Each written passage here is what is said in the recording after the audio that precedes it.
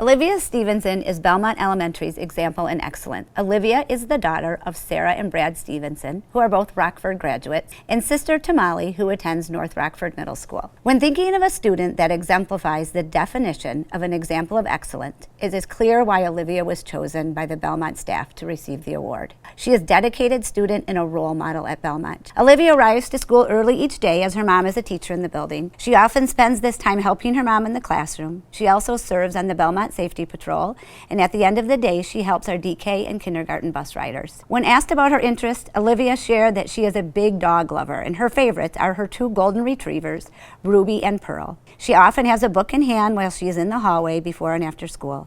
She is also a rock collector and has a large rock collection. She loves the science behind rocks and hopes to be a geologist someday. When she is not busy with being a fifth grader at Belmont, Olivia spends her time reading and traveling with her family. She is a fan of the musical Hamilton and knows the lyrics to all the songs. She also spends time hunting with her dad and has already gotten 3 deer. Belmont Elementary is proud to recognize Olivia Stevenson as our example in excellence. She has a heart for others and is a well-rounded student with abundant potential. Congratulations, Olivia. My teachers have been really nice to me, and my favorite teacher I didn't like reading. I despised it, and she taught me Harry Potter. Like, she read it once, and then I was addicted to it. I loved it so much, and it got me into reading. Most of the time when I do something, I guess I don't take a whole lot of credit for it, because mostly that happens a lot for other kids, but I just let it slide. I find it perfect. Cannonsburg Elementary's 2022-23 example of excellence is none other than Chris Brunner. Chris is the son of Eric and Nicole Brunner. He has an older brother, Ethan, and a younger brother, Evan, who also attend Rockford Public Schools. He exudes excitement for learning every day at Cannonsburg Elementary. He is always exhibiting a positive attitude and smile. He is helpful, kind, and always will do the right thing.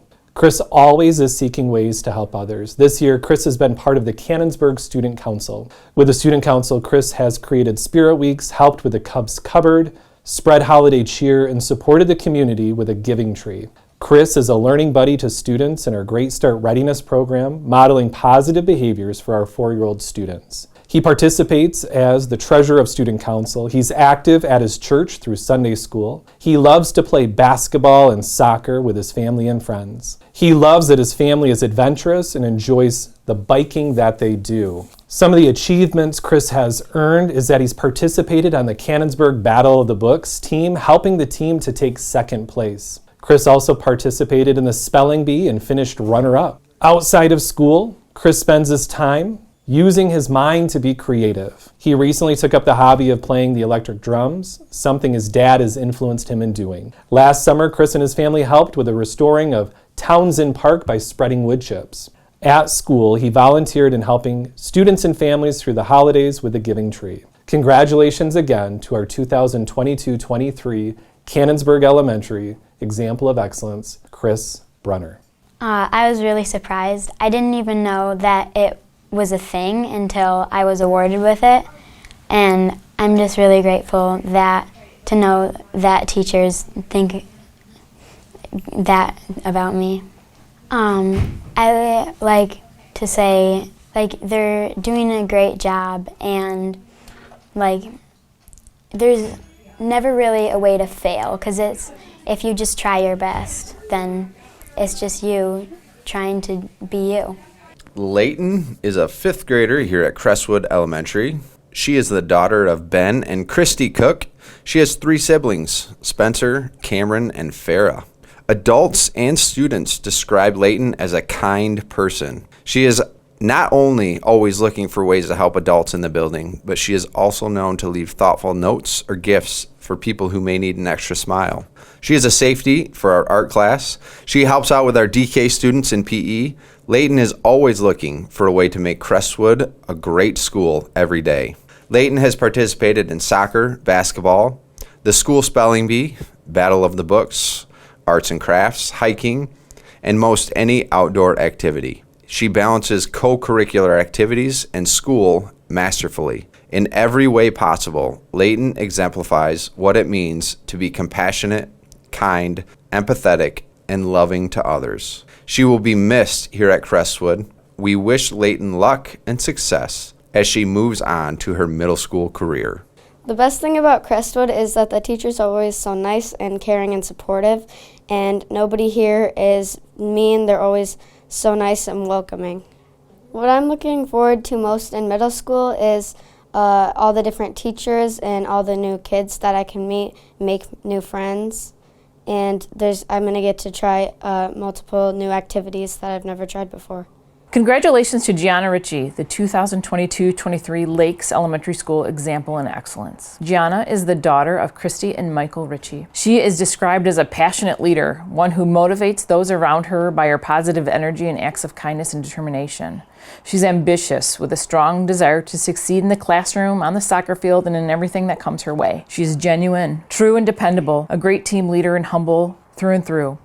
She's honest and sincere in her relationships with her peers and extremely caring as she has the heart of a servant. Gianna makes others feel seen, heard, understood, and important with her loving, random acts of kindness. Gianna is a student and an athlete. She's into soccer and running. She is the girls' record mile winner at Lakes Elementary School, setting a new time of 5 minutes, 54 seconds. Congratulations, Gianna. Well, I treat others with respect. I listen to people and I try to be a good friend to everyone. I am helpful. I'm a bus buddy and I help my classmates when they are struggling.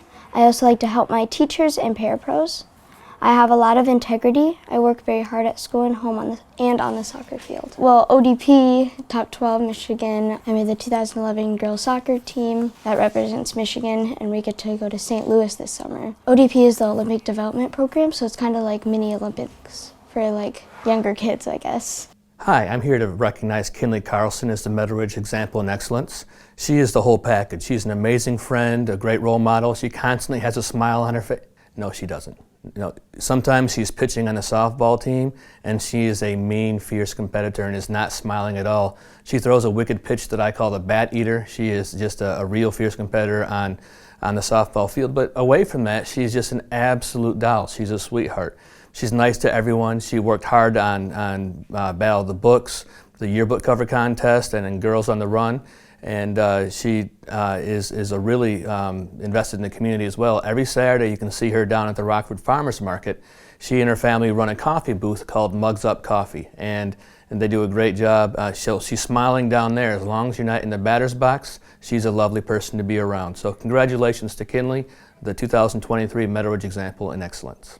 I'm on the Girls on the Run team, and I'm training for a 5K. I like to play softball. I'm a pitcher and left fielder, and I'm on the 11U crush team, and I sell coffee at the farmer's market with my mom and my grandpa, and I like to help out. Awesome, because I have a lot of friends, and they help me out, and they're very kind. Parkside Elementary would like to recognize Nolan Bard. Nolan is the son of Heather and Brian Bard, and he has a sister, Addison, who is a pachyderm also, but currently attending the Freshman Center in Rockford. When asked to describe Nolan, he has been described by his classmates and his teachers as humble, as kind, as engaged as any fifth grader can be. I think the most outstanding characteristic that Nolan has is his sense of integrity. And that is shown not only during the school day, but also outside the school day. He is one that will continually step up and look for opportunities to help others. But the bottom line is, he is a fifth grader that shows incredible integrity. Well, if they're kind of sad, I'll try to cheer them up with like maybe a joke, or just tell them like, just try to make them feel a bit more happy than they were. Probably have a lot of good memories, but I probably have to say the first time we ever took like the picture out here in front of the Parkside sign. This year's Example of Excellence Award to Natalie Van Loo. She is paving her own path with a smile on her face and positively caring for others along the way. When we talk about the character traits that Natalie brings to Roguewood Elementary and the students and people around her, we talk about her as a natural-born leader that leads by example. Her teachers say She steps right in and takes over the class whenever there's a need. She's happy and doesn't miss a beat, helpful to others and students in every setting. She's always trying to support and teach others. She's kind, she's helpful and always willing to be there for others, compassionate when working with younger students and takes special care of their needs. She's been involved in newspaper club, basketball, Battle of the Books team captain, 5th grade safety. This year, she was the first place team captain, our first ever Battle of the Books win for Rockford since the 1990s. We are proud of her accomplishments and all she does. Natalie Van Loo, congratulations, and we can't wait to see what's next for you. In my opinion, probably a good friend and just being there for people when they need it, and probably like kind, respectful, helping, and like I said, just being there for other people when they need me. Newspaper club and just like being here. I really love this school. I want to congratulate May Thompson on being Valley View's Example in Excellence for the 2022-23 school year. I talked to her teacher, Mr. Westphier, on what makes May special, and he emphatically said she is thoughtful, trustworthy, and kind. May is thoughtful because she is a great friend to others and tries to make everyone feel included and valued. She is trustworthy because she follows through on her word, and she is kind because she looks for ways to build others up. This year, May has been a bus helper for our K kiddos, a part of our academic advanced program, and also a homework coach. Outside of school, May is involved in swimming and diving and has achieved great success, which is proved by the many medals and ribbons she has received. May also enjoys skiing and writing. Valley View is going to miss her and her leadership, but know that she is on to bigger and better things for sure. Congratulations, May, on being Valley View's Example in Excellence. The activities I'm most proud of is during the summer I do a swim and dive program at Blythefield Country Club, and I'm really proud that I get to be in all the competitions that we do. I think I would sum up my personality that I think I'm nice to others and I like to include everyone, and I think I try to do that by smiling as much as I can. It's my honor to present Mr. Caleb Steele as the Example in Excellence from East Rockford Middle School. Caleb has grown incredibly over the course of the last 3 years while being a student at East Rockford, and he loves being challenged on anything that's difficult, whether that's going back to 6th grade and just thinking about the transition from Meadow Ridge to East Rockford and the assistance that he received from Mrs. Kinsey and Mrs. Funk, especially in the area of organization, which was then continued by Mrs. Darling, who Caleb acknowledged as somebody who's helped him along the way, and then Mr. Olette, who in both 6th and 8th grade has proven him that he can do difficult things, especially in the area of math. And then one of our recent retirees, Mr. Passant, who was integral in growing Caleb as a reader and most importantly as a writer. Outside of school, Caleb is passionate about robotics, athletics, especially Michigan football. He's humorous, friendly, a hard worker, optimistic, and also prioritizes family and friends, which is neat to hear when you sit down and talk with Caleb how much he values both parents and his sibling as well. He also enjoys playing Ultimate Frisbee, and he's looking forward to the freedom and electives when he gets to the freshman center and especially when he gets to the high school. On behalf of East Rockford staff, I'd like to acknowledge Caleb Steele as the Example in Excellence for East Rockford Middle School. I go skiing a lot. I play alto saxophone for band, and I do practice that a lot after school. I'm on a robotics team that I do a lot of stuff on. I'm kind and helpful.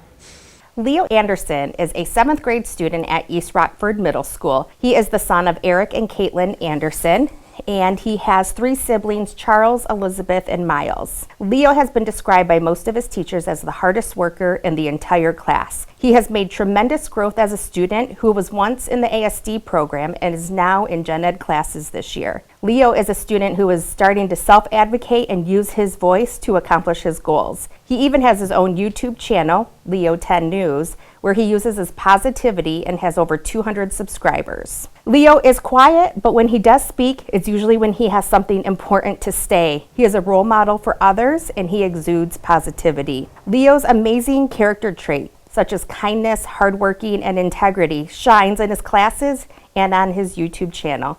Congratulations, Leo, on this accomplishment. I am polite. I love to teach others about being kind, and even though I'm autistic, I still try to help others. I post YouTube videos about not being racist or being a bully. I go to every peer listeners group so I can learn to be a better person for myself and others. It is my pleasure to announce that Bryce Miller is North Rockford Middle School's example in excellence.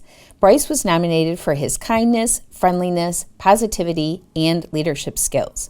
Bryce is welcoming to everyone and uses his leadership to stick up for the students who don't get noticed. Bryce is an extremely positive young man that picks up others around him, and he leads by example. Bryce holds qualities such as respect, kindness, compassion, and loyalty. Bryce is a member of our National Junior Honor Society. He also leads in every one of his classes and in every sports team that he is on. Bryce plays football, basketball, baseball, and track. To sum it up, Bryce is a person who leads by design through his reliableness, resiliency, playfulness, dedication, confidence, compassion, and comforting personality to others. Congratulations, Bryce Miller. We are so proud of you. I help my little brother out with homework, and I encourage my teammates on the football field, baseball field, and basketball court. I also help my classmates out in the classroom.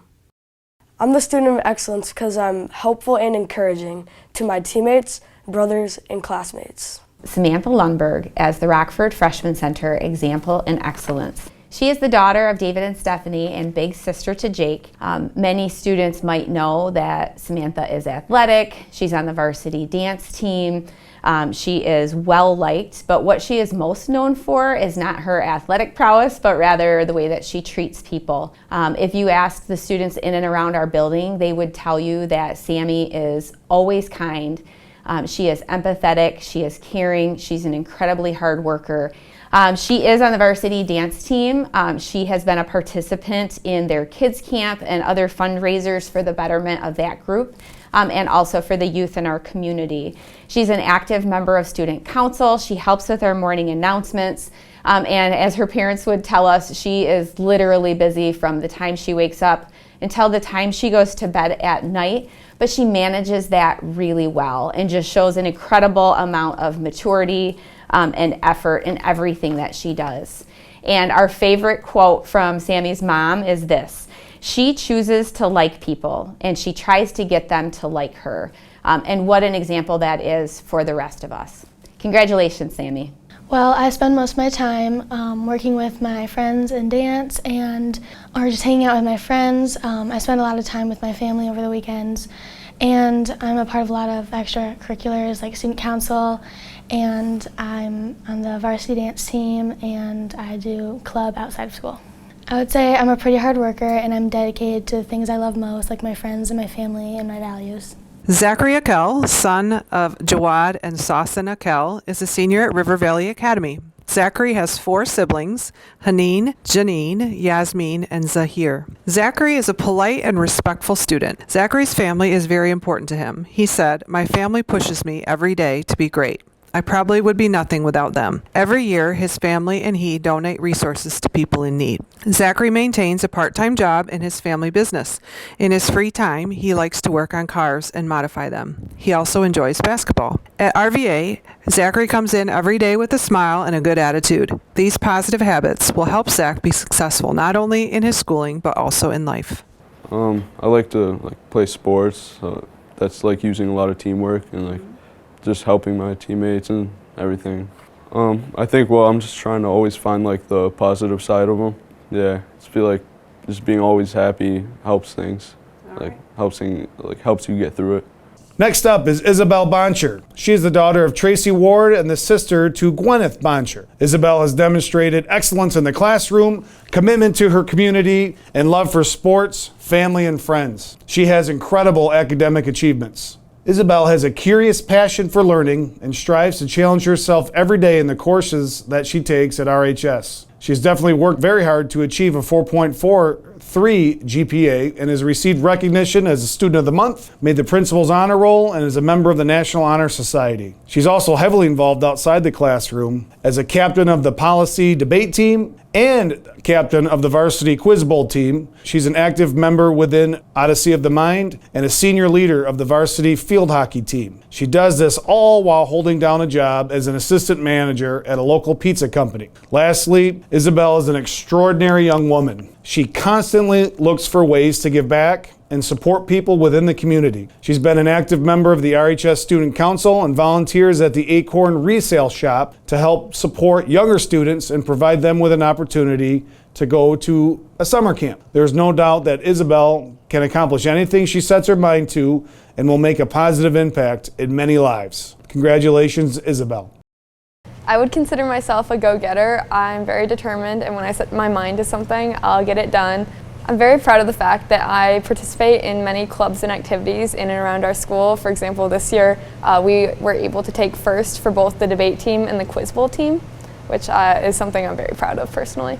Alyssa Vesikov. Alyssa is the daughter of Natalia and Dmitry Vesikov and sister to Anastasia and Zoe. Alyssa has many great qualities that make her deserving of this award. First and foremost, she is a fantastic young lady. She exemplifies inclusivity and is such a positive presence in many people's lives. She's also an incredible student. Alyssa works very hard every day in the classroom and strives to challenge herself with many rigorous honors and AP courses. She has definitely worked very hard to achieve a 4.82 GPA. She's been recognized for her efforts as a recipient of the Harvard Book Award, as well as being published for poetry, and has earned the AP Scholar and AP Scholar Award with distinction. Alyssa is going to lead the RHS class of 2023 as valedictorian. Lastly, she's heavily involved outside the classroom. Alyssa is a true servant leader and gets involved. She's a peer listener and works within the Interact Club to organize very successful blood drives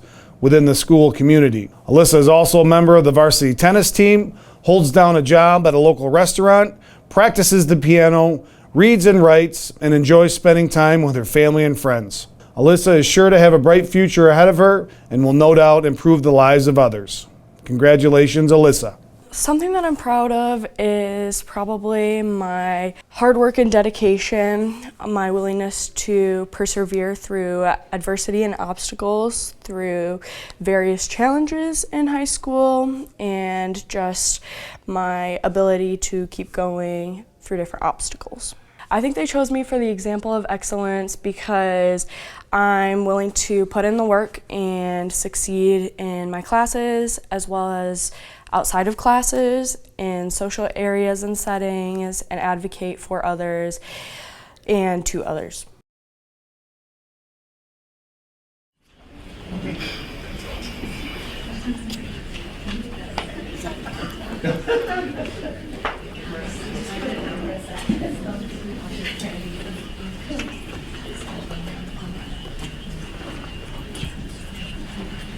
Congratulations.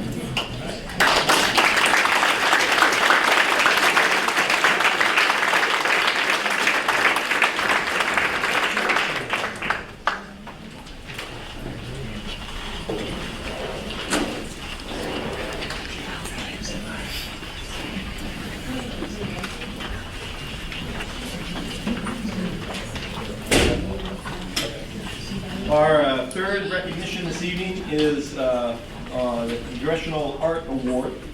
7 students from Rockford entered the Congressional Art Award contest, and Rockford High School junior Chloe Barton was honored in May. The Kent ISD chooses one student's work to purchase from this competition, and Kent ISD chose Chloe's work titled To Measure. And so we would like to express our congratulations to Chloe and the art teachers at Rockford High School.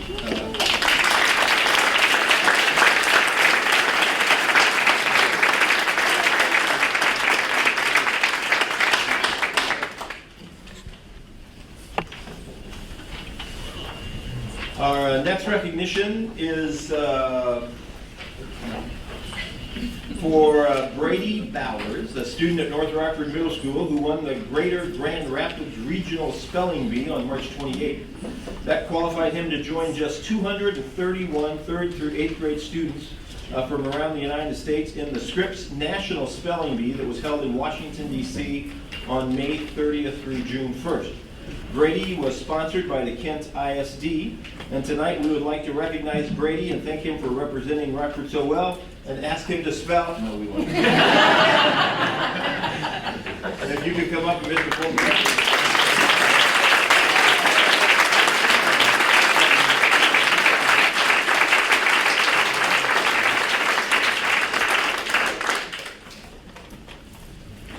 And then we have some athletic recognitions this evening as well. And we would ask Cole Andrews to come forward. We're going to recognize 3 different groups of students this evening. First, the Michigan High School Athletic Association had their state Division I track meet held at Rockford High School a couple of weeks ago. And teams from around the state participated in this event, and Rockford High School did very well. Our boys team finished 3rd, and our girls team finished 5th. And we had a number of all-state athletes, but tonight we would like to recognize 2 state champions, 1 individual and 1 relay.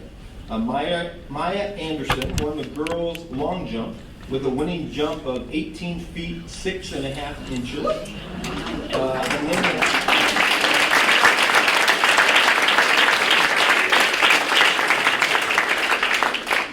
And then the team of Camden Cruzinga, Sam Cole, Keaton Face, and Brody Thompson won the boys 4x100 relay with a winning time of 42.01 seconds, which was 0.03 seconds ahead of the second place team. So congratulations.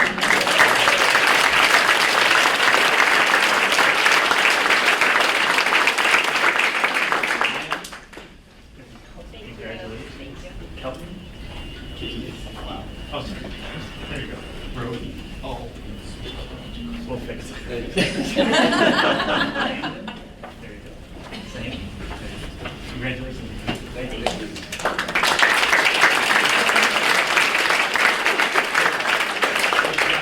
Board of Education, it's an honor to be here again this spring, honoring our track team. I'll let Coach O'Brien talk a little bit about this, but real quick, these 2 groups, boys and girls, were also the regional champs this year. Coach O'Brien took over both boys and girls, 2 of our biggest programs, and if anyone knows Sean, they know that there's not someone that knows the track better than he does. So he did a great job, him and his staff. Congratulations to you and these 2, this group, and then Maya as well, if you want to talk a little bit about them. Yeah, thank you Board of Education for having us in, and thank you Dr. Matthews for your continued support. It was after we won regionals when Dr. Matthews brought us in cookies, and holy cow. I see him posting about it all the time, but we finally got to try them, and they're unbelievable. So thank you. Appreciate that. Thank you to Cole and Nick in the athletic department. I know spring is a really busy time for our athletic department, and they do a great job in there, so thank you. I'll speak about Maya first. So Maya, this was her senior year. She was state champ, 18 feet 6.25 inch, or half inch? 18 feet 6.5 inch, sorry. Maya is also our school record holder in the long jump at 19 feet 1/4 inch. So, you know, if you lay down 2 basketball hoops, she's almost jumping over 2 basketball hoops, which is pretty impressive. Maya was regional champ, conference champ. She was conference and regional champ last year. On top of, you know, her performance, she's a great leader of our program, high academic student. So we're really proud of her and her character and what she brings to our team.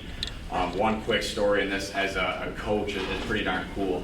The last couple weeks of the school or of the track season, a freshman came up to me and we're talking about how the season went, and that freshman shared something with me about Maya Anderson, and said, when I grow up and be a junior, senior, I want to be just like Maya.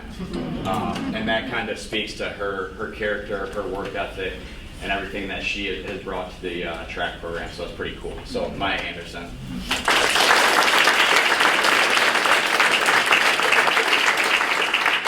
And then our boys 4x1, who ran the fastest time in the state of Michigan this year in the 4x100 meters. And the 4 guys that are standing up here right now. It was an extremely competitive team to make. We had 8 guys under 11.3 in the 100 who were trying to grab a spot in this 4x100 meter relay team. So every day in practice, they're competing very, very hard. In the meets, they're competing hard. And so, like I said, it was tough to make this team, and we put together 4 very, very good athletes. And just like Maya, these 4 are outstanding students, and we're extremely proud of them and the student athletes that they are as well. And their leadership. We have 2 seniors on the 4x1 team who we're going to greatly miss, and then 2 juniors who I know have learned a lot from those seniors who will help guide our younger athletes for the upcoming season. So extremely proud. 42:01 in the 4x1 is a very, very fast time. So yeah, congratulations to our 5.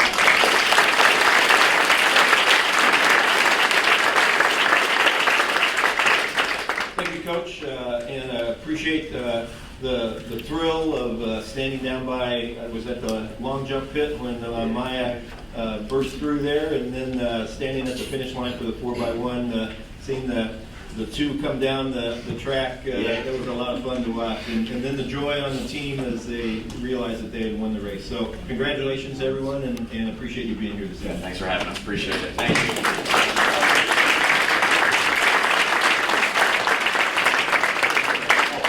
And then we have one more recognition this evening, that Cole, we have our, you might have noticed the trophy here in the front. We have a state champion boys rugby team, and so we'd like to recognize them as well. Mr. Andrews, you can introduce the coach. Yeah. Thank you guys, Board of Education, Dr. Matthews, once again for having us here. It's an honor. As you can see, I'm pretty sure these guys just got a full scrimmage in the gym over here before this. You heard the noise over there. They had the wheelchair out, the kid with a hockey stick, so they're ready to go again. Back-to-back state championships for our boys rugby team. Incredible work ethic. I'll give Coach John a lot of credit.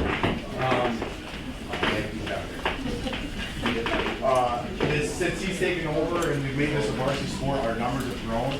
When I first got here, we were struggling with numbers, and in the last couple of years, our numbers have really boomed, and I think part of that's because Coach John's doing such a nice job with his staff, recruiting kids to come and play, and they've had a lot of success. So, Coach, I'll turn it over to you so you can talk about this a little bit. Thank you. Yes, obviously the numbers come from support from the athletic department, so first I want to make sure I thank them before I forget, the Board of Education for honoring us here tonight, and obviously I got to thank the boys. They put the work in to make my job easy and win the back-to-back state title. So yes, we have won 2 state titles in a row now, but last year we graduated probably 12 of our 15 starters, 15 players play at a time. We get a roster of 23 on a game day, so even half the bench was probably graduated. So we came back this year pretty much brand new. We had 30-some players last year. We, like you said, grew exponentially to 46 now this season. So that's 46 almost brand new players. I think 3 returning starters. That's a tough mountain to climb, and we had them out in February running on the turf in the cold to get prepared for the season. We asked a lot of them this season. Normally we just play in-state. This year we knew our numbers were up, so we take them to a few out-of-state competitions. We went down to Nash Bash down in Nashville, Tennessee, and played 3 nationally ranked club teams, and club teams are area, like all-star teams essentially. They pick the best of an area. And we did go 0-3 there, but we lost by 10 points on each team. Played really well in our first game ever for most of these kids. And that set us up for success for the season, where we went 8-0 in conference play all the way to the state title. We went down to Michiana at the Midwest Championship in the open bracket. Went down there and smoked everybody by like 70 points, I think, out of our, so 11-3 overall. Our closest game was 20 points. The finals was 20-point victory. No one could touch us, and that was because they went down there and got a little bit humbled down in Nashville, but it worked out with the state title. And honestly, we had 2 sides. So we had a true JV side of freshmen and sophomores that played like our second team. We don't really go by like JV or varsity. They played a varsity competition all season, and it was 7-3 now. They lost 2 games. They beat 1 nationally ranked team, so that was exciting for our future. But yeah, they pushed our varsity team to success, and they're the main reason why we are back-to-back state champions. So I just want to get a list of all the rosters. This is only a small portion of our team, but I just want to quick recognize everyone's name. So we have Hunter Adams, Rick Beeson, Daniel Benedict, Ryan Bennett, Zachary Bennett, Jackson Buchanan, Brett Cadwell, Jacob Clark, Jeremiah Dean, Travis Gale, Jacob Dorowski, Rowan Haddad, Dominic Hammer, Lachlan Harmson, Kyle Hoffman, Evan Hoffman, Ryan Hoffman, Dawson Hoving, Caden Kelward, Gavin Karwowski, Gavin Carido, Logan Marker, Austin McLeish, Aaron Mixon, Kyle Munger, Cohen Murphy, Grant Pulowski, Tarek Peterson, Isaac Post, Ben Reensma, August Ripple, Aiden Rivers, Logan Chadmantle, Caden Schulke, Calvin Schwant, Gabe Schwant, Wes Schwant. There's a lot of Schwants. Quinn Sharp, Alex Stewart, Preston Thomas, Zephron Thorne, Jacob Tomasco, Ryan Tomasco, Aiden Vouder, Tanner Wendell, and Brady Whitmore. Let's.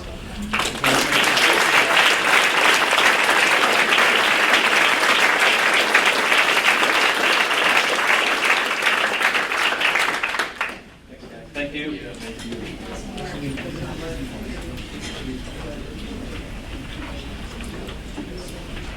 So we know that everyone is excited for the budget hearing that is to come. But if you would like to take your leave now, we would let you do that.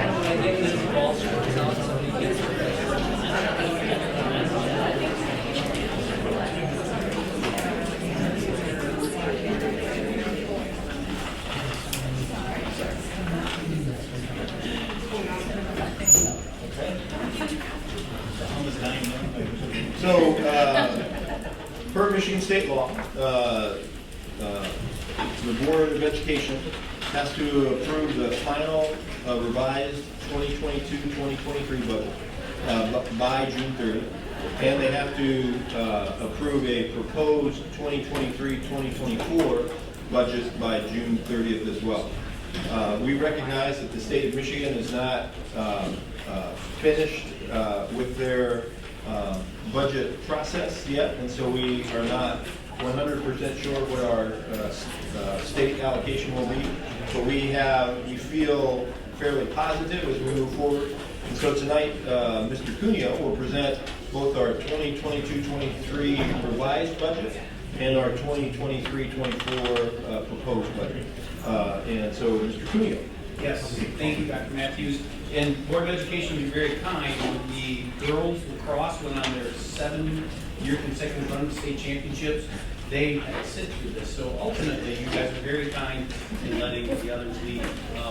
The first part is a budget hearing, which I'll go through various assumptions that are used in the actual budget revisions, and then also the original that we're proposing for the following year, which will be later in the program.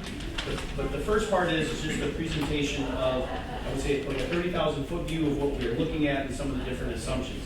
With the idea that these are assumptions as of today, as you stated, we have to adopt the budget by 6:30.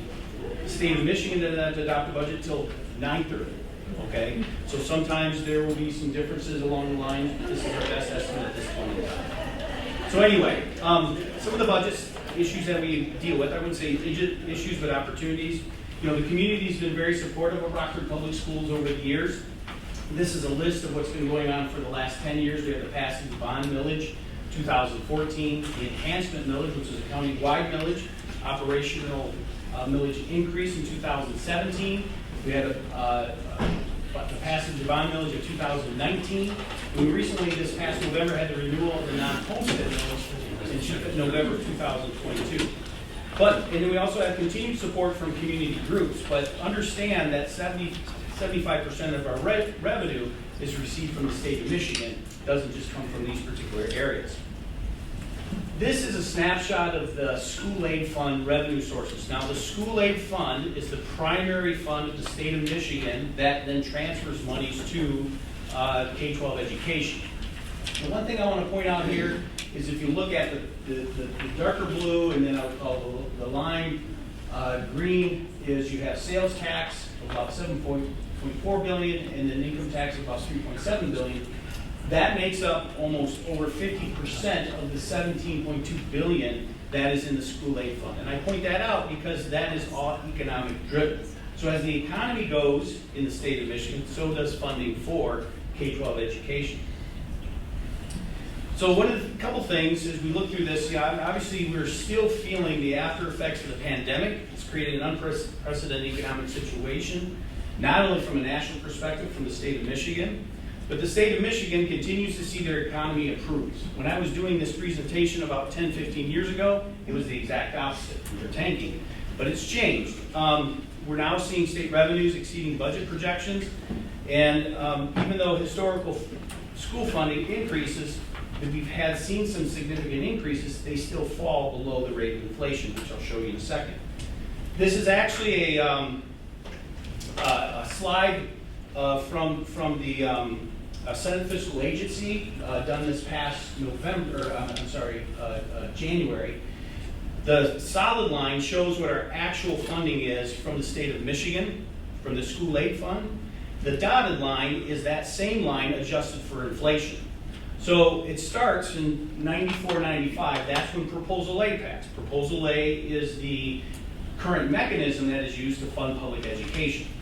When you look at those two, you can see that in approximately 2010, 2012, those lines cross. So what that means is that even though we're seeing record high numbers in funding, if you adjust it for inflation, we're actually below 94, 95 levels, okay? You can see where the gap is actually getting a little bit closer than it spreads apart, but no matter what you hear, we are theoretically getting the highest amount of funding we've ever received, but when you adjust it for inflation, it's actually below the proposal they started in 94, 95 by about 7.4% less. This is kind of hard to see. This is our foundation allowance. This is how much we get per pupil. And what I want to show you here is just an example of it's hard to see, but over the last 13 years, you can see in yellow with the amount per pupil received from the foundation allowance, which is the primary funding mechanism we receive from the state. And you can see over that period of time, decreases and increases, but overall during that same time frame, we've actually increased on average of 2.68%.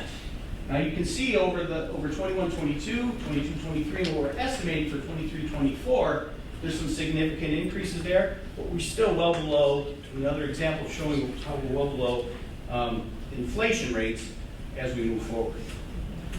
So the budget process, we have timely input from all staff. We have regular communications to the various committees regarding financial status. Also, we take input from various groups. We meet monthly with the Interschool Advisory Council. There's information we get on a monthly basis through the team meetings with our building principals and also what they meet with their PTOs and PTCs. But ultimately, we continue to work together to enhance education programs because that's what we're about, is advancing teaching and learning. So some of the assumptions that we use. So enrollment, which is a major part of revenues, we are predicting a flat or zero increase in enrollment for this coming year. From a local revenue perspective, we have two particular millages that create operational revenue for us. One is the Parks and Recreation millage of 0.9125. We also have the non-homestead millage rate of 18 mils, which is levied against non-homestead. Non-homestead meaning not your home. Businesses, second properties that you may have, cottages, and that's on a taxable value of almost $438 million. We also, if you look at it from a state federal perspective, we are looking at a foundation allowance increase of about $500 per student, which will bring it to about $9,650. And in federal funds, we actually are looking at a decrease of about $500,000 from this year compared to next year. One of the major things that we are a people industry. A large, very large proportion of our budget goes to wages and benefits. Some we have control over, some we don't. Health insurance, we are looking at a 4.1% increase. The retirement rate, which all school districts have to pay, all traditional K-12 education, we have no control over this, but the average rate is about 28.95% of all payroll dollars paid, which is an increase of about 2.25%. And then also we have our wage increase. One of the things that will become the Board of Education at a later line item is some of the negotiation tentative agreements that we have, which have been built into these assumptions, which assumes longevity step increases and a 3.5% increase on base. And we're also looking at an increase of the number of overall teachers that we have of about 6.0 FTEs for some of the different initiatives that we're looking for in 2023-24. Fund balance history. What is fund balance? Fund balance is a simple snapshot measurements that different financial institutions use to measure the financial health of governmental entities. Very simply, fund balance is essentially the total over the life of an entity, revenues over expenditures, or if it's negative fund balance, expenditures over revenues. And in this case, what you want to look at is the percentage of fund balance to general fund expenditures.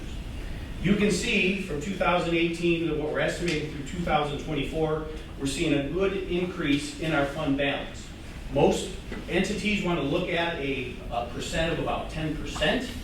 We are looking at achieving that or maintaining that from 22 to 23 and actually increasing in 24. One of the things that we're preparing for is the opening of the new elementary in fiscal year 24-25 in the fall of that school year.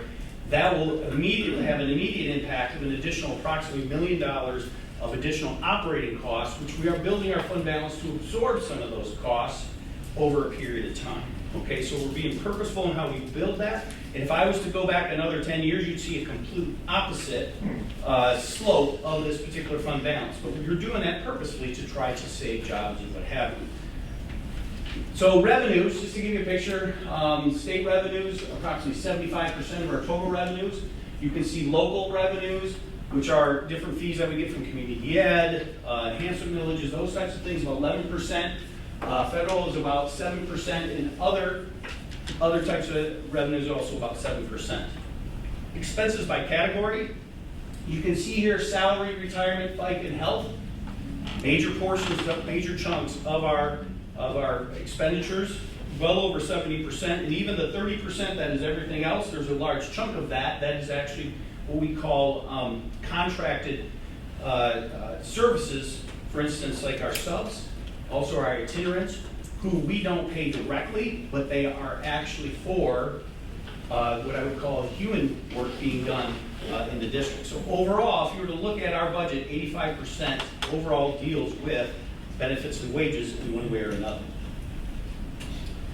And then our general fund financial projections, so I'll get into more detail when we actually approve the budget, but overall, when we look at equity or fund balance, we're looking at revising the 22-23 general fund balance from $10.389 million, increasing with the revenues of $112.342 million, less expenses of $110.628 million, to an ending fund equity revision of $12.103 million. Carry that forward, and what we'll be proposing is revenues of $112.164 million against expenses of $109.671 million, with a revised fund equity of about $14.596 million, which then brings our percentage of revised fund balance to general fund expenditures about 10.9% to about 13.3%, putting the district in a good position to absorb over a period of time some of the additional, well, not some, but the additional expenditures of opening a new building in fiscal year 24-25. Other funds that we have out there that deal with some of the different millage rates that we have. Major fund is the debt retirement fund. That retirement fund, because of the generosity of the community, we're able to levy 7 mills to go towards, 7 mills against all of our property, that goes towards principal and interest payments of our bonds. That go towards bonds are what we use. It's like a mortgage to build the buildings and what have you. 7 mills on a taxable value of $2.582 billion. To put that in perspective, when I started in the year 2000, I'm getting pretty old for this, but it was below 900 million. So you can see a substantial increase has happened over time from 2000 to 2023 here. That generates a tax revenue for their debt retirement for principal and interest of about almost $19 million. And then other millage rates that we have six all properties throughout the state of Michigan are levied 6 mills that goes to the state of Michigan and then comes back in the form of primarily the foundation allowance. We have what's called a sinking fund, which complements our bond debt of 0.4794 mils. Then you have the debt mills of 0.7 mils, the park recreation 0.9125 mils, for a total of 14.3919 mils that are levied to the district as a whole. And then we also have, as you can see in blue, an additional 18 mils, as I stated before, that are levied against non-homestead property. So at that point in time, it's a quick 30,000-foot view of what we're looking at in the future. Those assumptions are primarily used when I talk about benefits and wages for the general fund and food service. As we get into some of the other funds, I'll talk briefly about what actually touches on those later in the agenda. Any comments from the board? I just want to remind the public and the board there's really one thing that we do when we go and lobby. The administration and the board really goes to Lansing and says, you know, we would like more general revenue per head, instead of what happens quite often is the negotiation process cherry picks, you know, 40 million here, 60 million here for very special categories, and that's all they can be spent for. But Rockford generally lobbies for more revenue per head instead of special categories. We think that local boards are best to decide what to do with the revenue instead of Lansing. That being said, one of the other things that we've been fortunate to get, you'll hear a budget surplus in Lansing. There's also a budget surplus for the school aid fund, which was shown on a pie chart earlier. We negotiate pretty hard here in Rockford unless I get a different direction in our meetings from the administration and from this board. We lobby very hard to pay down the retirement debt. So you saw that 28% pass through, which sounds exorbitant, and it is. But about, what was it, 8 years ago? Something like that. 8 years ago, the Lansing legislature made a commitment to pay that huge retirement burden down because it was insolvent by 2034. So we continue to lobby whenever they have a surplus to pay more down on it so we can move it up a year or two or more. We've been successful the last couple of years. I think it was 900 some million this year. While I didn't put the whole surplus there, which is what we weren't looking for, we've been successful in that. But in general, Rockford District lobbies Representative Postumus, Senators Outman, and Huizinga to get more revenue per kid instead of special categories. So just wanted, you know, if you're ever meeting with your representatives or you have that opportunity, that's what we want to do here in Rockford so that the community and the board here can decide what to do best. That's it. Anyone else? We do have space set aside for public comment specific to the budget hearing presentation you just heard. We had 4 people sign up for public comment this evening. However, none of them indicated that they wish to address the budget specifically. So if that's correct, we'll continue to move forward with the agenda. And then those that did sign up for public comment will do so later on in the agenda. Okay, thanks, Mike. All right, so I think that takes us then down to our consent agenda. We have 6 items on the consent agenda tonight. Approval of minutes from our May 8th meeting, approval of minutes from the May 18 meeting, presentation of bills in the amount of $10.4 million, the MHSAA resolution, certified staff resignations, and the nomination of trustee Reichenbach for the MASB board officer position. Can I have a motion to approve our consent agenda? I move. Kelly moves. Christy, second. All in favor, please raise your hand, say aye. Aye. Aye. Okay, thanks everybody. Next then, reports. Up first, Grow Your Own Educator Grant from the NDE. Dr. Matthews. Thank you, Mr. Folsom. This evening, we would like to report to the community on an exciting venture that our district is undertaking on Grow Your Own Educator. The state of Michigan had a grant program, and we applied for that grant program, and we're successful. And so tonight, Ms. Corey Wilson-Crawford and Mr. Mike Graham will present information about our Grow Your Own Educator grant. Thank you, Dr. Matthews. Actually, I'm going to have Lisa Jacobs come up with me. Lisa and I worked with Mike Graham and other people here in the district to submit a Grow Your Own grant application to the state of Michigan. And we were fortunate enough to be granted a $3.8 million grant, which will span like 3 years worth of cohorts in our program. So there were about 165 applicants across the state of Michigan that put in Grow Your Own grant applications. They allocated 80 different grants, and so we were really lucky to be part of the group that got allocated our grants. Our grant is unique across the state in that we have 3 university partners that we're working with in 3 separate areas that Ms. Jacobs is going to talk about in a moment. There were 2 other grants awarded in Kent County, one of them for Kentwood Public Schools and the other one for the Kent ISD in a consortium-based model.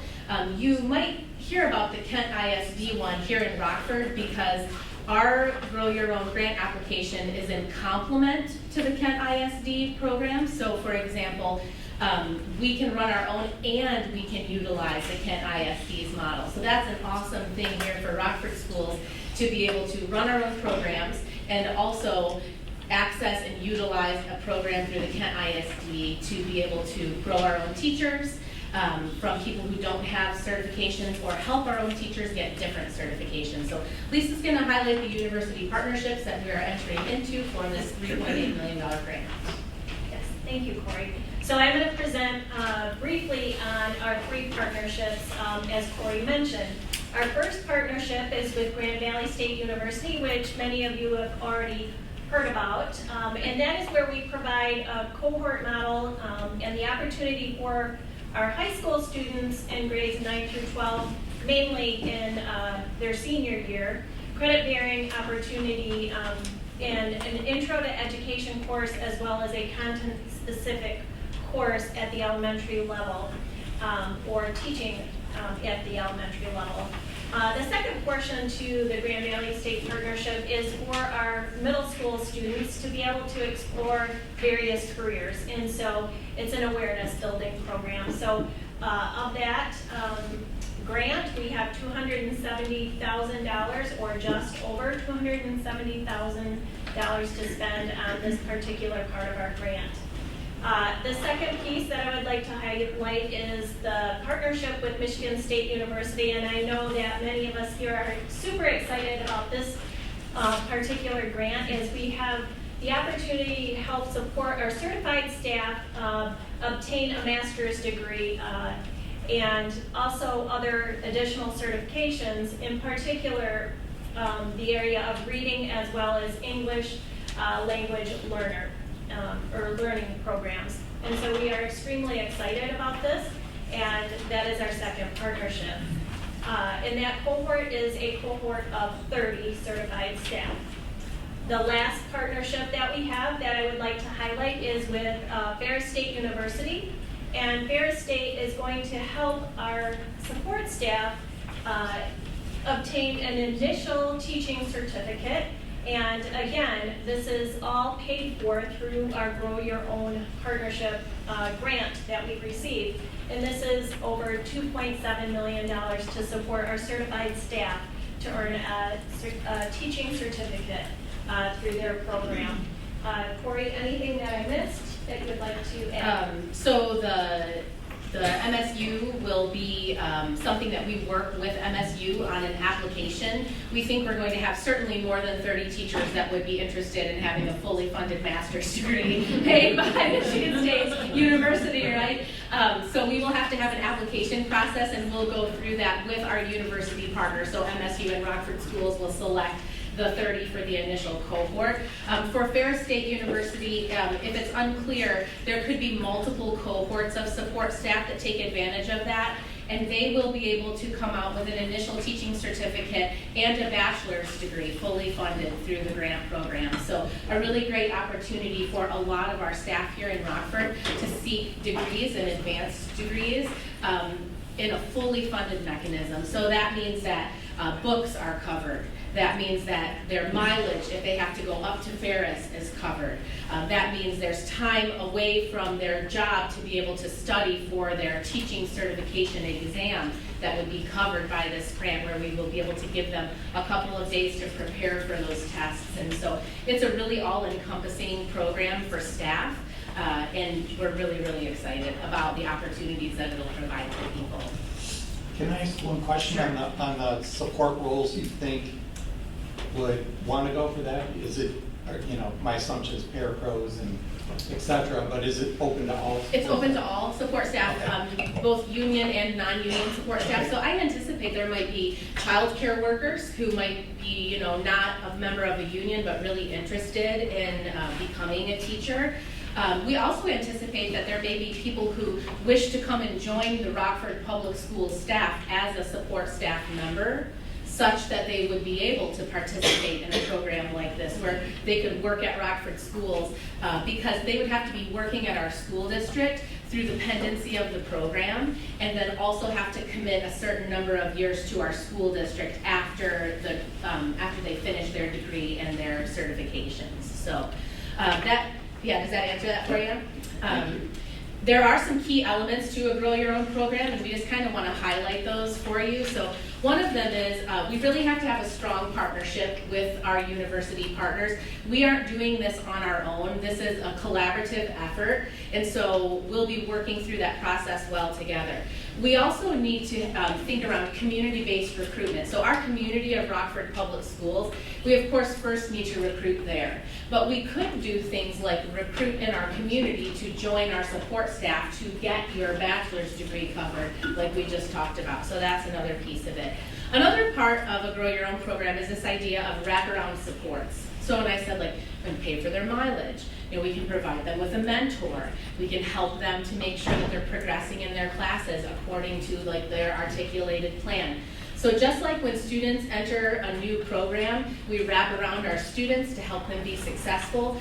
We will wrap around our staff to help them be successful in these programs as well. There's also paid work-based experiences in all of these programs. So whether that's a support staff or a professional staff member seeking an endorsement, they have to be engaging in paid work-based experiences over the course of the program. And then we have to have structured pathways. They can't just get a bachelor's degree. It has to lead toward a teaching certification, either one that they don't have or an initial certification. So those are the pathways that we'll have to follow as part of this Grow Your Own initiative. And our grant application did meet all of those, which is one of the reasons why we were selected and fortunate to be in that position.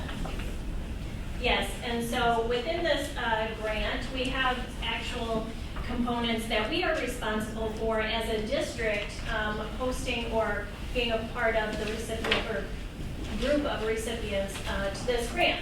So a few of the things we have already mentioned, but I would like to go back and highlight just a few of the items for those asking maybe some clarifying questions prior to the end here. But we will have an application process. So through that, and as we've mentioned, many of these candidates will come right from our employee group to this point. But some of them may not. And so during that time for the grant cycle, we will employ all of those individuals as we move through this grant cycle. And we will provide them a mentor and other supports, as Corey just mentioned, to make sure that and ensure that they are successful during this time. Also, During this program, they must commit to employment with Rockford Public Schools, and so we will hire them at the end of this particular grant cycle to become a teacher here within Rockford.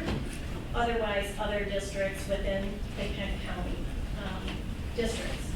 And then also at the end of this program, we will have all reimbursables, or during the course of the time, staff have the ability to submit for reimbursement for various items or materials during the grant cycle. And kind of a report for Grandma. So with that, like I said, we're really excited about this opportunity, but it's not an opportunity that we've had in this district before, or that we've had across the state before. So we're still in the process of building what that looks like with our university partners. We'll actually be meeting with MSU and Ferris State in the next couple of weeks to get our first cohort marketing materials and timelines off the ground.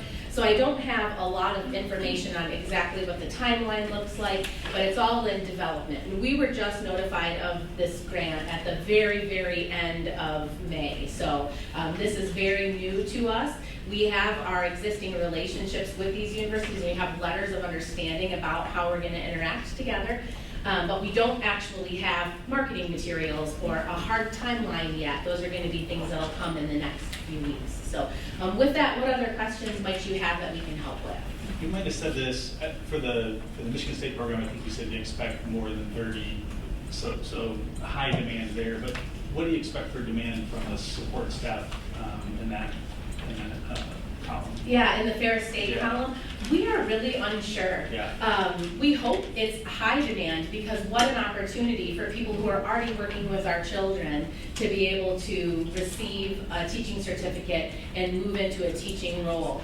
But the truth is, we're unsure. Yeah. So I think it could exceed 30. I think we could have to recruit. But I think once word gets out and the first cohort goes through, potentially then we might be in a situation where we might have more people than the supply we have.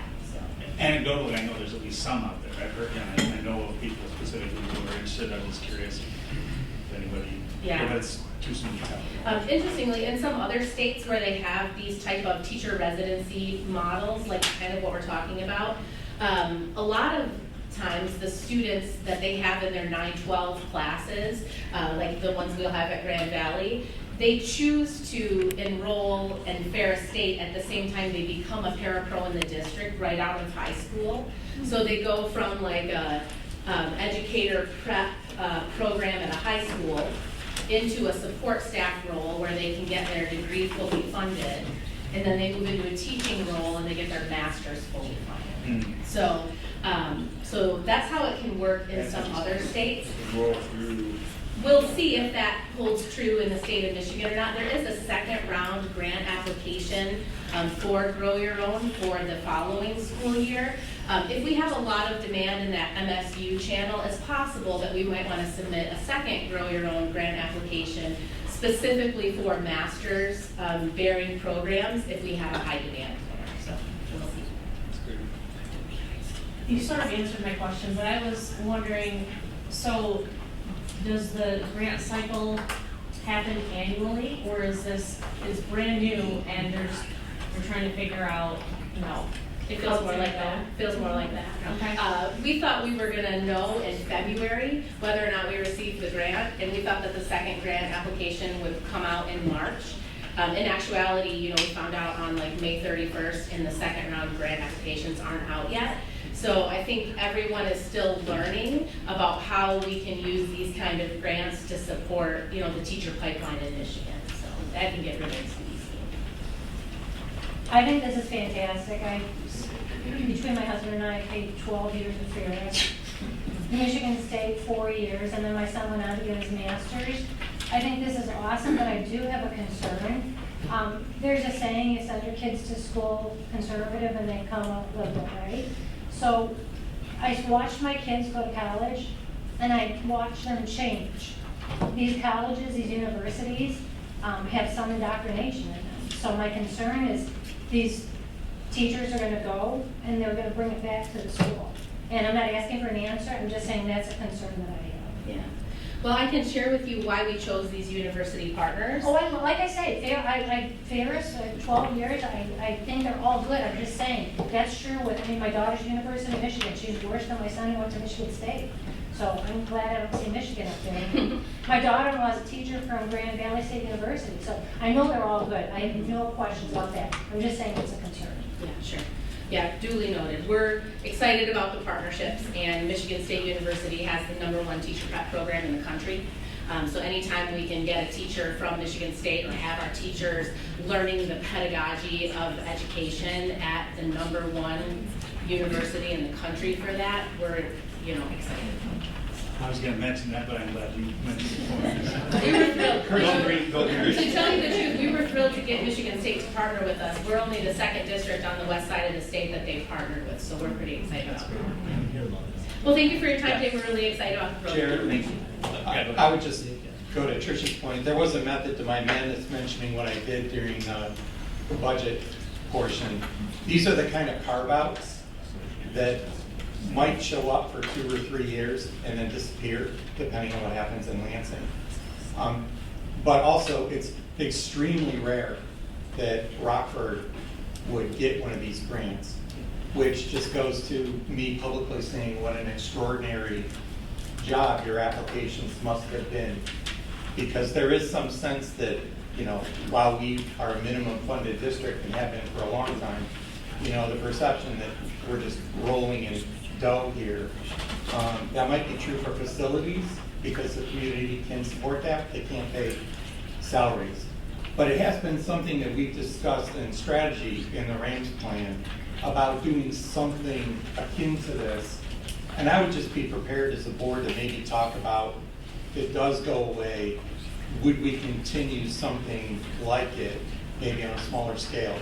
But I would put that in the back of your mind because history says that this will be around for 3 years and be a whacked line in the category next year or the year after or the year after that. Dr. Matthews has more experience than I do, but this is very common with special categories that get entered into the school aid fund and budget, but as quickly as they show up, they get crossed off and either replaced with something else or deleted and pulled. So there was a method, my madness, because this is extraordinary work by our administration. You guys, and the fact that you have Michigan State is another huge surprise. So, I just want to say that publicly. Thank you. All right, let's see. Okay, up next on reports are committee reports, starting with the policy committee. Chrissy. Hi, the policy committee met again and we reviewed the board operating procedures document that we kind of all looked at. Board members were asked to give their feedback on the document and we kind of reviewed all the feedback that was given to us. I think Jake had asked if we could talk about having those board packets available a little bit earlier, and we definitely would try to look at that. That isn't something that this is more of a supplemental document. The board operating procedures is really supposed to go hand in hand. It's more of a guidepost to our bylaws and our current policies. This is really more of a document that helps us function as a high and efficient board. So we went through and did make some changes based on the feedback that was given. We also talked about about giving committee reports like this, so that the notes go out after each committee meets, so that the board can read them prior to these board meetings. So we talked about that and the evaluation of the superintendent, the recommendations of the evaluation process as stated. We kind of looked at this as more of a norm, that our norm was less than what's actually required. So a superintendent is required to be evaluated every 3 years, and we're doing it every year. So we didn't look at this as so much in violation with the policy because we're doing it more often than it's actually required. We also had some questions about what board business was and governance, and I think that we realized that there was a lack there, that there are more concerns. We're both voice that we suggest we still have some work to be done here around understanding what our specific roles are and in governance. So we scheduled a training with MASB that's going to happen in July 10th. But I think can explore this a little bit more so that we know where we should be and what we should be doing as effective board members for the district and the community. And then we also added a section, Trustee Reichenbach had suggested that we have a section about board development. What does that look like? And so we added some language in there about us, at least trying to obtain all of our 100 level classes in MASB and trying to attend some of these MASB trainings. And we would definitely continue to try to push all of us to attain all those classes. And they going through those documents was to make it easier for us to be effective board members. And that's about it. We made all the changes we needed to. Yeah, thanks, Kristen. Yeah. And we have this under old business coming up further down the agenda, so we'll have discussion at that point as well. But thanks for your work on this and for the update. Okay, next is Human Resources, Kelly. Hi. Hi. First of all, I want to hit on the main meeting and cover two big topics. The first was a hiring update. Look at the roster of accomplished and talented individuals joining us. The hiring committees, congratulations to everyone here who's part of the hiring committee. What exceptional talent you have recruited into our district, and I am honored that they'll be joining us. And then on the negotiations update, I'm going to actually pass that to Corey to kind of comment on that because she's the expert, let's be honest. Well, I appreciate that. We have that coming up a little bit later in the agenda, I believe, as well, under new business 4 for wage agreements. But just to share, at the time that we had our HR meeting, we weren't completed with the bargaining process, but you'll see 2 tentative agreements in your board packet. And we reached those through collaborative processes. And we feel very fortunate to be in a position with Mike Cuneo at the helm in finance to be able to make some incremental steps toward a competitive salary in the marketplace of schools for Kent County and for West Michigan. Some of our bargainers are here in the room with us, sitting in the back there from the REA, and I can't see maybe if someone's there from RESPA too, but just as a testament to the collaborative nature of our labor relationship, which comes from the board's trust in our bargaining process and our staff and our administration. So I'm really happy about the tentative agreements and looking forward to talking with you in more detail a little bit later. Awesome. Thanks, Corey. Anything else you would mention there? Okay, and then the Finance Committee met last week as well. And, Jake is out of town tonight, couldn't make it. We have a lot of finance topics on the agenda tonight, so we're going to, I think, cover in full what the committee has gone through. So you've heard a lot of that already, and we'll work our way through that list here coming up soon. So thanks, everybody, for those updates. And then next, report item 3, FOIA appeal notice. Dr. Matthews. Thank you, Mr. Folsom. A Freedom of Information Act request was filed by Helen Brinkman. Our FOIA coordinator worked with the district administration to collect the information requested by the FOIA.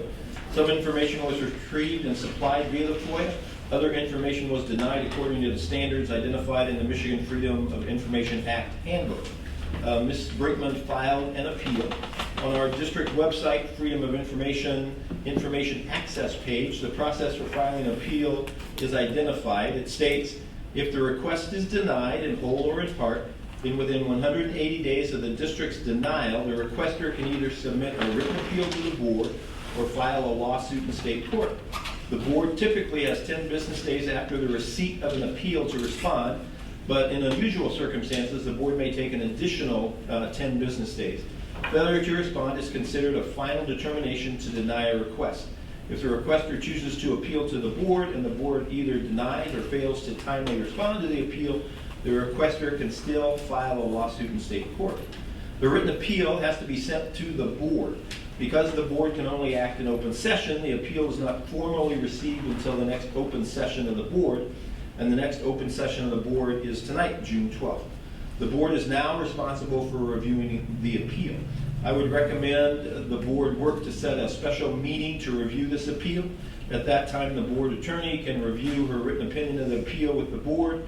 then the board can convene to review the appeal and take whatever action the board deems appropriate. So tonight, the board is informed of the FOIA appeal, and at some point within the next 10 days, the board needs to meet unless there is a substantial conflict, and then it can be extended 10 days to review that appeal. Okay. Thank you, Dr. Matthews. Any questions on FOIA appeal notice? So we'll have to figure out scheduling of our special meeting. Yeah, okay. So look for that. All right, we're into new business. First item, certified staff recommendations. I would turn that to Ms. Corey Wilson-Cross. Well, thanks. It's a season of HR. So we are actively hiring. You saw 4 certified teacher candidates at our last board meeting. You see 16 certified staff candidates at tonight's board meeting. You'll see a small number at the July board meeting and a small number at the August board meeting, but this is the bulk of that. So you have 16 resumes that our hiring committees have worked hard on to select excellent candidates. The candidates come from 9 different universities. Their professional teaching experience spans 9 states and 4 countries. So we have a very robust hiring cohort this year with varied experience across grade levels, state lines, and even country lines. And so it's my pleasure on behalf of our administrative hiring teams to make the recommendation of these 16 candidates tonight. So we've asked the board to act on this recommendation this evening. Okay, thank you. Motion? I move. I saw Nick raise his hand. Nick moves second. Or Kelly? Any discussion? Okay, all in favor, raise your hand, say aye. Aye. Okay, nobody opposed, very good, thank you. And up next, administrative recommendation. And I will again turn to Ms. Corey Wilson-Cross. Well, thank you. We also have an administrative recommendation. This position is for East Rockford Middle School Assistant Principal. It replaces Kyle Aving, who, as you approved last month, will become the principal at Crestwood Elementary School. So it's my pleasure to be able to recommend to the board Jesus Santion, who comes to us from Forest Hills Public Schools with a plethora of teaching and administrative experience in multi-languages. So has a great skill set and has been an administrator for many years, successful in a neighboring district. And we are very excited to recommend him to join the team at East Rockford Middle School.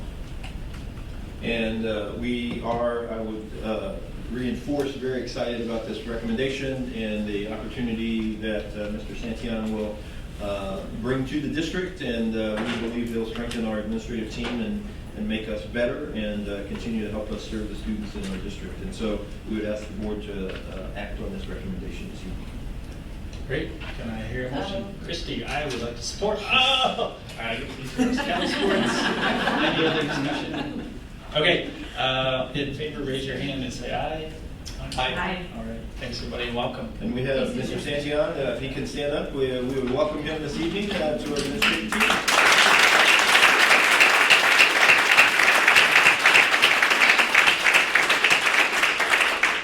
He was able to join our administrative meeting this morning, and so we didn't scare him off, so we're excited that he is joining us and look forward to working with him. Thank you. Sorry. Would you like to say a few words? Would you like to say a few words? I would love to. Thanks, Bob. I am very, very excited, very honored to be here. I want to share a brief story too. You know my wife, Amy Santillan, was the Dean of Immersion, or Spanish Immersion in the district. And every night she came home telling me how great Rockford is. And how the culture is great, how people are great, and all about the great things that Rockford is doing for students. And so I decided that it was time for me to join that. And I'm really honored to be here. I want to thank Dr. Matthews, the board, for this amazing opportunity. and I promise you that I won't disappoint. Thank you. Thank you.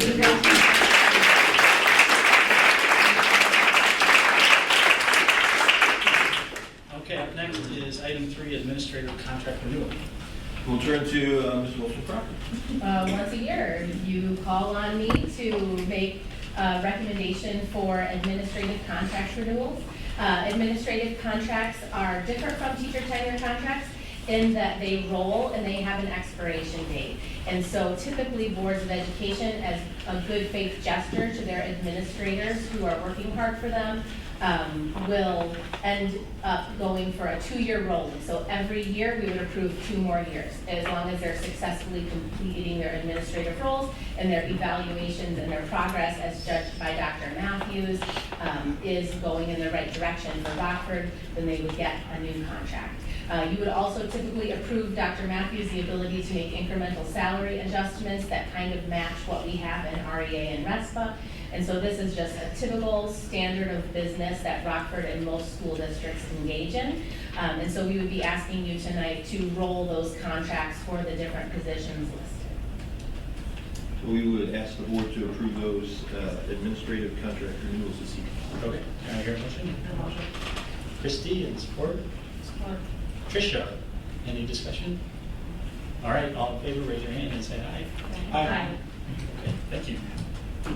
Item 4, wage agreements. We have 2 wage agreements that are coming to the board this evening, and I'll let Ms. Wilson-Crawford describe them.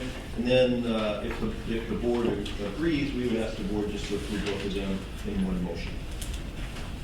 Yes, so we have 2 agreements here. These are tentative agreements. So what happens at the bargaining table is we have a pre-session with the board and we talk about interests and finance, and we did that. And then you would allocate our bargaining team to go and work with our different unions on reaching tentative agreements. And in this case, our bargaining teams did those things. So what you'll see in front of you, I'm going to take each of them individually and then see if you have questions about each of them, because there are nuances to them. We'll start with the one for the Rockford Education Association. Because we have new board members, I just want to orient you to the fact that the Rockford Education Association is the labor union that represents certified staff in the district. So that would be teachers, school psychologists, ancillary staff members like speech therapists, occupational therapists, social workers, counselors, people who hold a professional licensure with the state of Michigan. So it's teachers, but it's not just teachers. They're all on the same contract with, which is the agreement between the REA and Rockford Schools. And so that salary schedule has 30 steps on it right now. So those new people that you just hired, they were placed on a salary schedule based on their years of teaching experience here or abroad.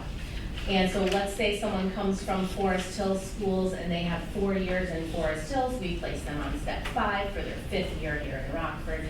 And then they go step 5, if they're successful, step 6, step 7, and they climb all the way to 30. This agreement consolidates our grid from 30 steps to 20 steps. So if you start at Rockford Schools, it takes you 20 years to get to the top instead of 30 years. Now that is a retention strategy.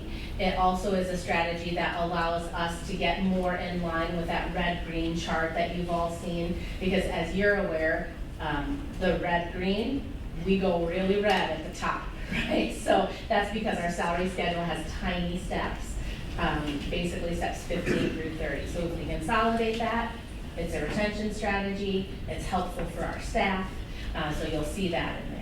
You'll also see that we had a previously bargained step for 23-24, which means that if I was on step 4 this year, I get to move to step 5 this year, or next year for 23-24. That stays the same. And then we would also increase the entire salary grid by 3.5%. So a simple way to look at that is if you made $50,000, then you would make $51,750 next year on that same grid, right? We just increase it all by 3.5%. So that's what the REA agreement looks like. This is entering the 3rd year of a 3-year agreement. So we're in year 2 of 3.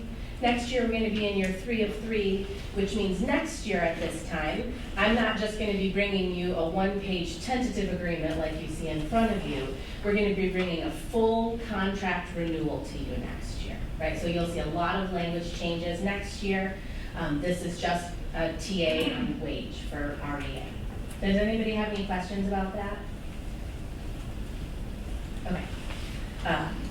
So then we'll move on to RESPA. So RESPA is another labor union, and they support our support staff. So they deal with all of our support staff in the district that fall into the classifications of paraprofessional, transportation staff, custodial maintenance staff, and food services.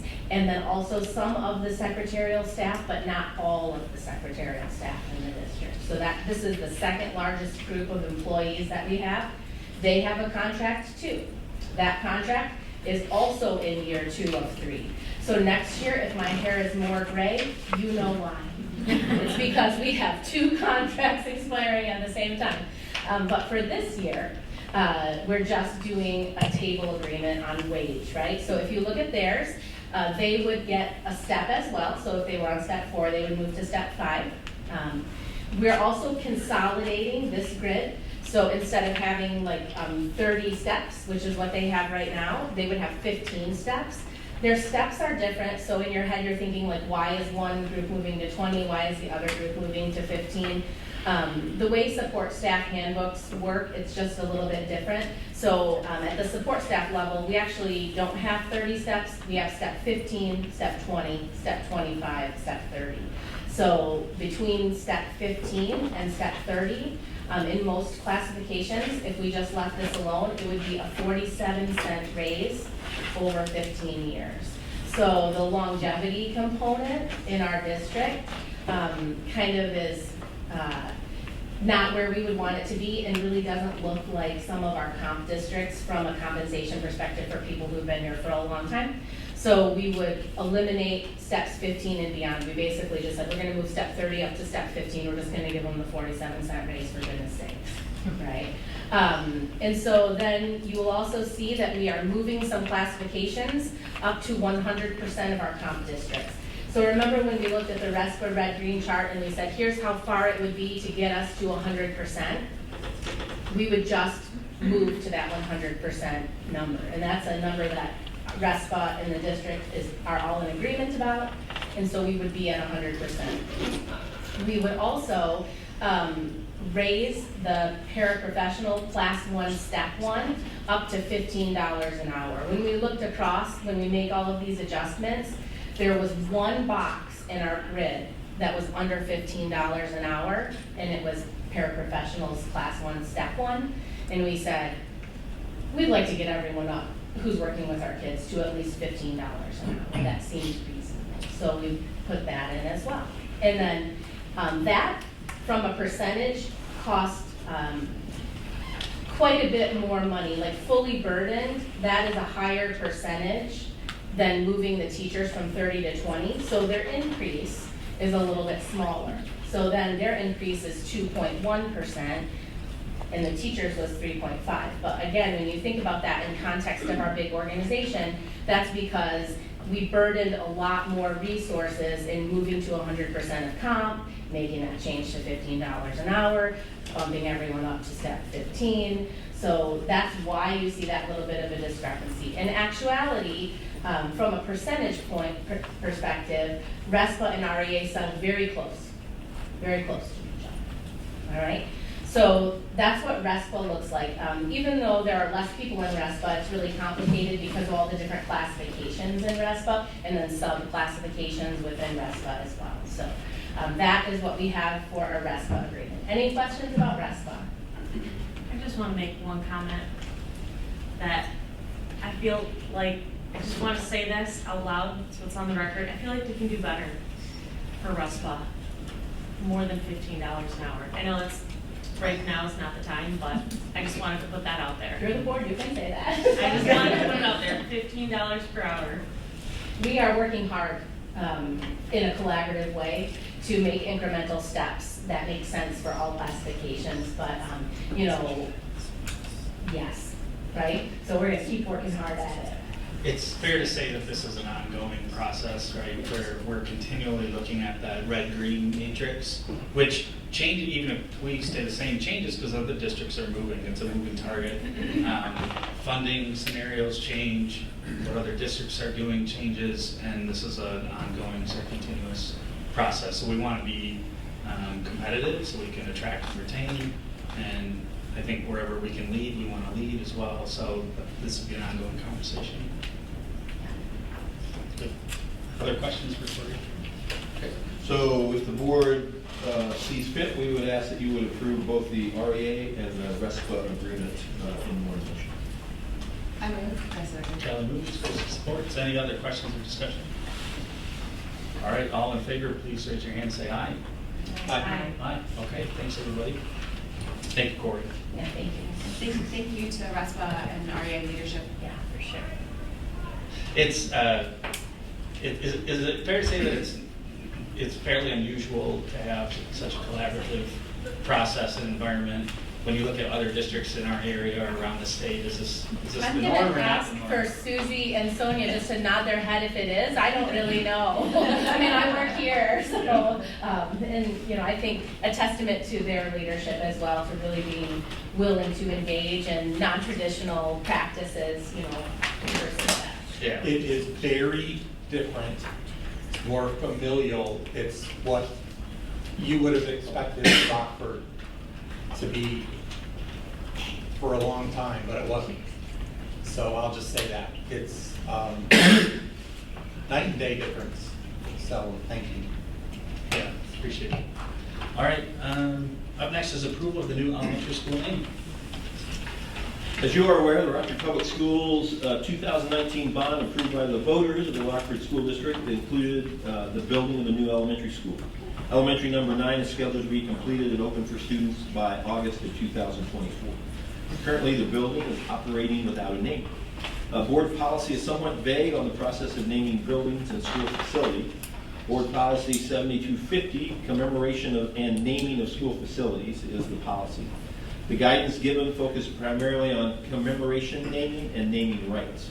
In the absence of policy directives, the administration followed the following process in developing a recommendation for the board. Naming ideas were solicited from the public.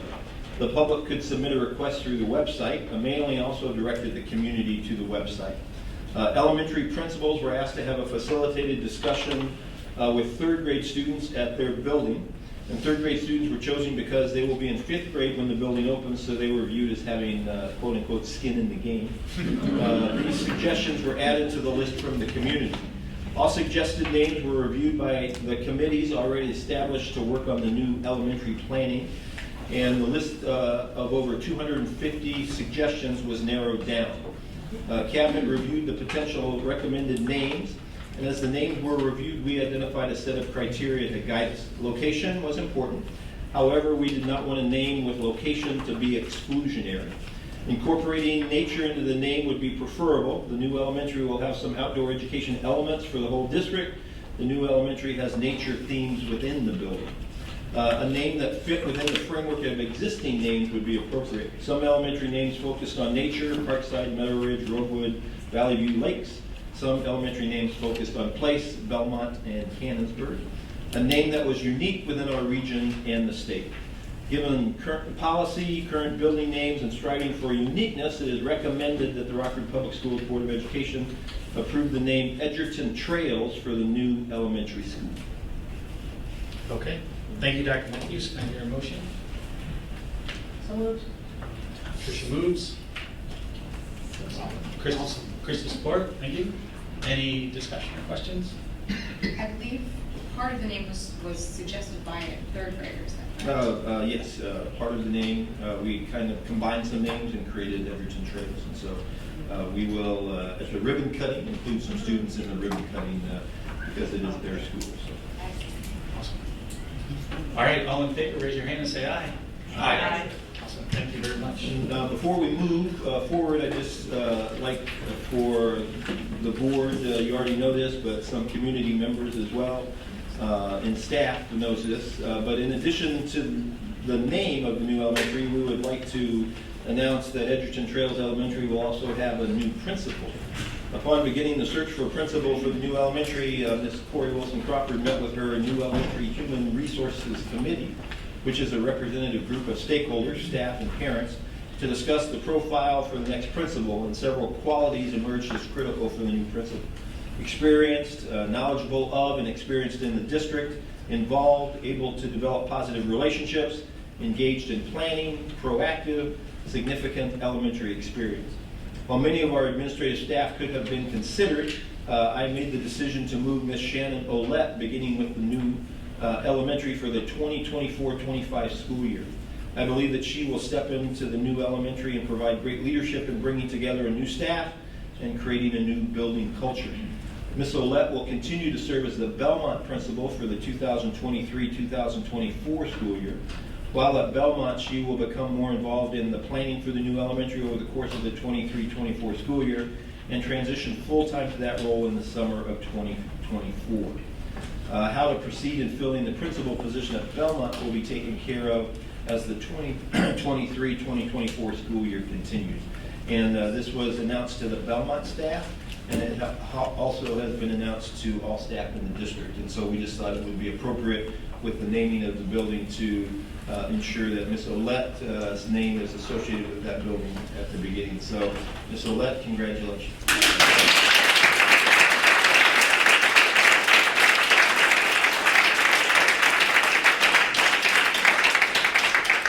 And we won't let Ms. Olette say anything because she'd go on and on. Thank you. Good call. All right, up next is our 22-23 budget amendment. We will turn back to Mr. Cuneo. For the board and the community, the budgeting process requires resolutions from the board. So we will, on each of these budgets, the general fund, the food service fund, the activity fund, and the public purpose trust fund, which is a scholarship fund, we will ask for a roll call vote from Ms. Nestor because that's what is required. Mr. Cuneo. Thanks, Dr. Matthews. And it was alluded to earlier, but this was reviewed in much more detail at the Finance Committee. I will be doing more of an overall 30,000-foot view, just pointing out a couple different things. With the general fund, what you see here is the format that we have to approve the budget in. It basically takes wages, benefits, supplies, all that stuff, and puts it in different function codes, as you see here. One of the main differences when we look at revising the total expenditures from $100.934 million to $110.628 million has to do with what Mr. Reichenbach had said earlier. There was one-time monies that flowed through based on last year's budget that we didn't know at this time last year for the retirement amount to pay down ultimately what's the unfunded liability for the retirement system. That amount is about $7 million, which makes up the vast majority of that $10 million increase that we're looking for this year. Same thing, Cuneo, just on that, that's an in and out for the district. That's an in and out for the district. Comes to the district and immediately goes to the retirement. That's exactly right, and you'll see it on. We have to recognize it as an expense and as a revenue coming in, which you can see here. The total revenues we're looking at going from $101.092 million to $112.342 million. Then ultimately bringing the fund balance, revised fund balance from $10.547 million to $12.103 million for 22-23. So we would ask that the board approve that revised budget of the general fund revenues. And Ms. Nestor will do a roll call. Motion. Oh, motion. Yeah. Moved. Nick, support Christine. Any other questions? Okay. Tricia? Yes. Christy? Yes. Jared? Yes. Kelly? Yes. Nick? Aye. Barb? Yes. One thing I want to point out with this as well, general fund actually includes athletics. I did show the Finance Committee a separate breakout of athletics just to put it in perspective. People talk about how potentially expensive athletic is. It actually amounts to about total expenditures, about 1.6% of our total expenditures. If you subtract the revenues that we received, it's closer to 1.2%. So a very low percentage of what's actually out there in terms of our total overall general fund budget. Food service, basically what you're seeing here, revenues being revised from about $2.7 million to $2.9 million, taking into consideration the current year effects that happened with the actual flow of food service, meals and such, and then expenditures being adjusted from $3.12 million to $3.28 million. One of the things that I will say is you'll see a deficit here in both areas because our fund balance, you can see it below, just right around 30% of what we're going to be revising it to. We have an obligation via the state of Michigan to reinvest some of those monies back directly into food service. We cannot commingle those funds per se, and we have to make sure that we maintain a certain level of fund balance or a certain level of operational expenditures, no more than in our fund balance. So you can see the reflection of that deficit there, buying some one-time equipment that we're going through, reviewing some of our equipment purchases and stuff like that, and replacing some of the old equipment that's out there. So you can see the revision for revenues and expenditures, and the fund balance then increasing from $880.491 thousand to $985,949, actually bringing our fund balance percentage to about 30.06% of expenditures. So that's a revised budget for food service, so we would ask for the board to support that. Motion, Christie. Support. Barb, any other questions? I would just say, Mr. Cuneo, cut to the chase. The government says the balance is too high. We have to find a way to spend it. And that's just the way it is. And we're in a much easier position than a lot of districts around us. So the fact is they're telling us we have to spend the money. And you'll see that reflected in the 23. Oh, yeah. You will. That's good. So, yeah. Quick question. So, I'm just curious, what falls under the category of paper? Is that like Paper's mainly paper is anything from like the trays that we have, anything that is that we serve food on, bags to trays. That's mainly what that paper is. Okay, any sort of wrapping that we have for the food itself. So for instance, breakfasts that we serve, they come in a package. Okay, so that we have to buy that specific package. The trays that we buy, specific trays. Same with even though they're styrofoam trays? Yes, we call it paper, but essentially it's styrofoam paper. Yeah, all that stuff. I would like to see a line item called sustainability. Just putting that out there. So one of the things that I'll get to in the next budget, or in the new budget, is we have higher expenditures in there to account for some of the different sustainable trays that we're looking at supplying for next year. Okay. Tricia? Yes. Christie? Yes. Jared? Yes. Kelly? Yes. Nick? Yep. Barb? Yes.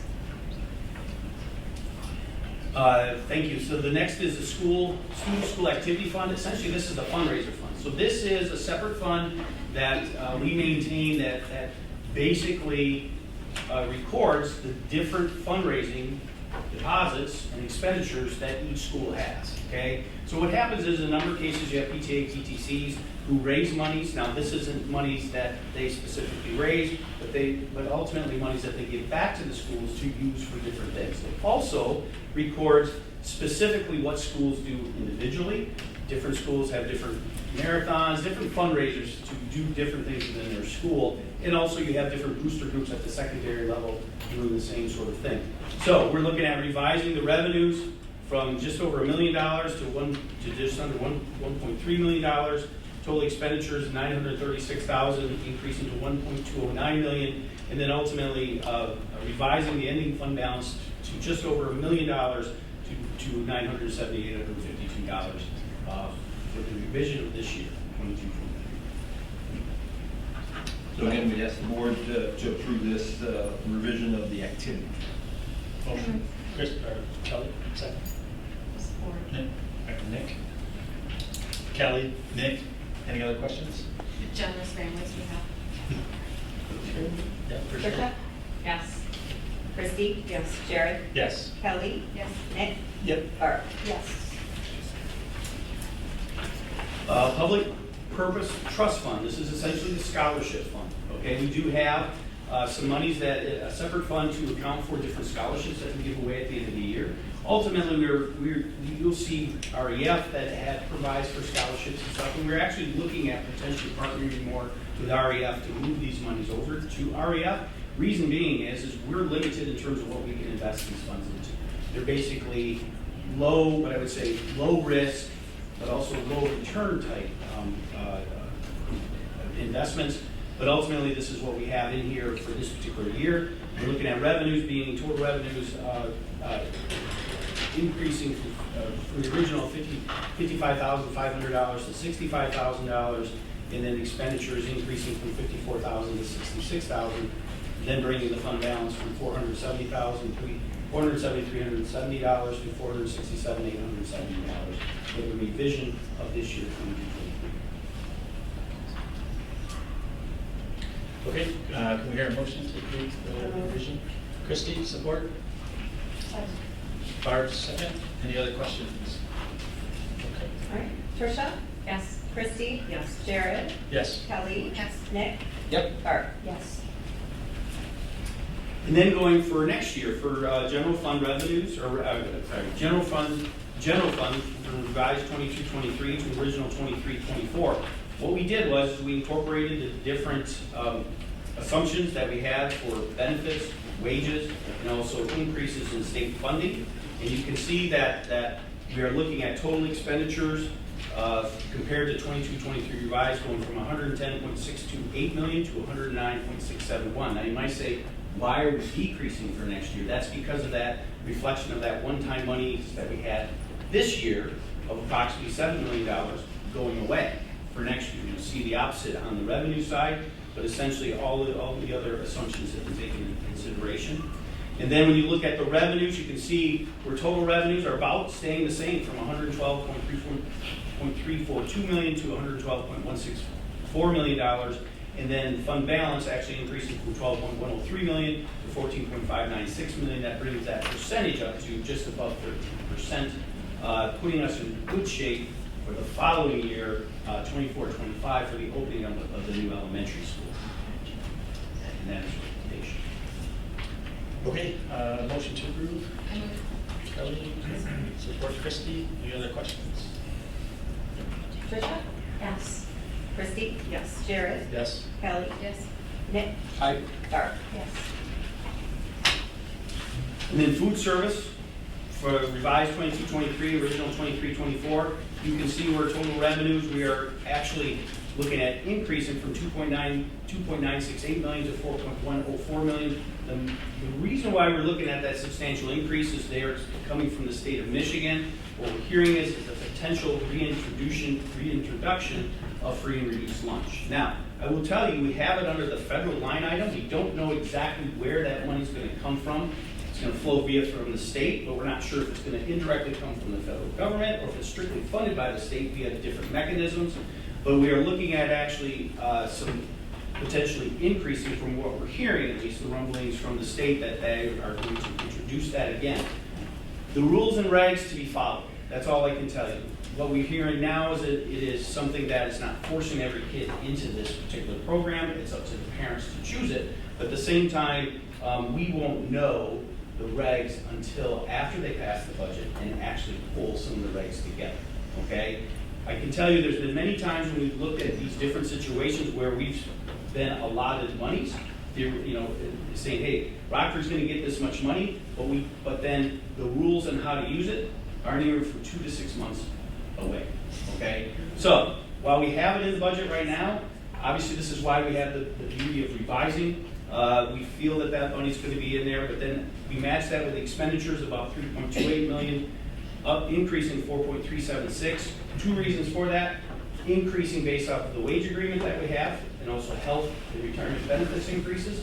But then also we are looking at different ways of utilizing some of the material costs, specifically the paper costs, to be more eco-friendly. And so that then revises the fund balance, going from $985,949 to $723,275, which then we think will put us in that range where acceptable fund balance moving forward from a state perspective. Okay, motion to approve the budget proposal for food service.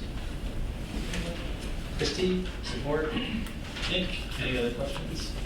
No, I just wanted to make my voice heard as well, Patricia, that I'd like us to continue to reduce our usage of styrofoam in food services. This does provide a good opportunity to do that. Okay. Okay, Tricia? Yes. Christie? Yes. Jared? Yes. Kelly? Yes. Nick? Barb? Okay, now we move on to another fun thing, debt retirement budget. So debt retirement, as we talked about, we have 7 mills that we are allowed to allocate across the various bond issues. You can see at this particular slide, we have the different issues across the top. The 7 mills allocated, as I stated before, generate $18.775 million, matched against principal and interest payments of $18.143 million, which then allows our fund balance to fall at $4.573 million, understanding that gives us a good amount or a good cushion for the following year of principal and interest payments. I want to remind the board that principal and interest payments aren't equal every year. Basically, when we set up a bond issue, we try to match it towards where the revenues are coming in and also how we can offset some future increases and decreases. Okay, so sometimes you'll see that fund balance dramatically increase, dramatically decrease, depending on the usage of depending on the timing of the principal and interest payments. And that is recreation. Okay, there a motion to approve the proposed debt retirement budget. Kelly, support. Barb, any other questions? We missed it on the general, but Rockford is not paying any interest to borrow funds for our annual October loan that we would have to get. Our general fund's high enough, we don't have to do that. I don't hear you clapping, but that's a rarity. Thank you for pointing that out. In my 24 years of being here, this is the first time we have not, just so everybody knows, state funding, we get paid from the state in 11 out of 12 months, basically. And in the month of September, we go without a state aid payment. Because of in previous year's lower fund balance, we have to borrow for one of the low payrolls that we have, for one of the payrolls in October, because we don't have enough cash flow on those funds.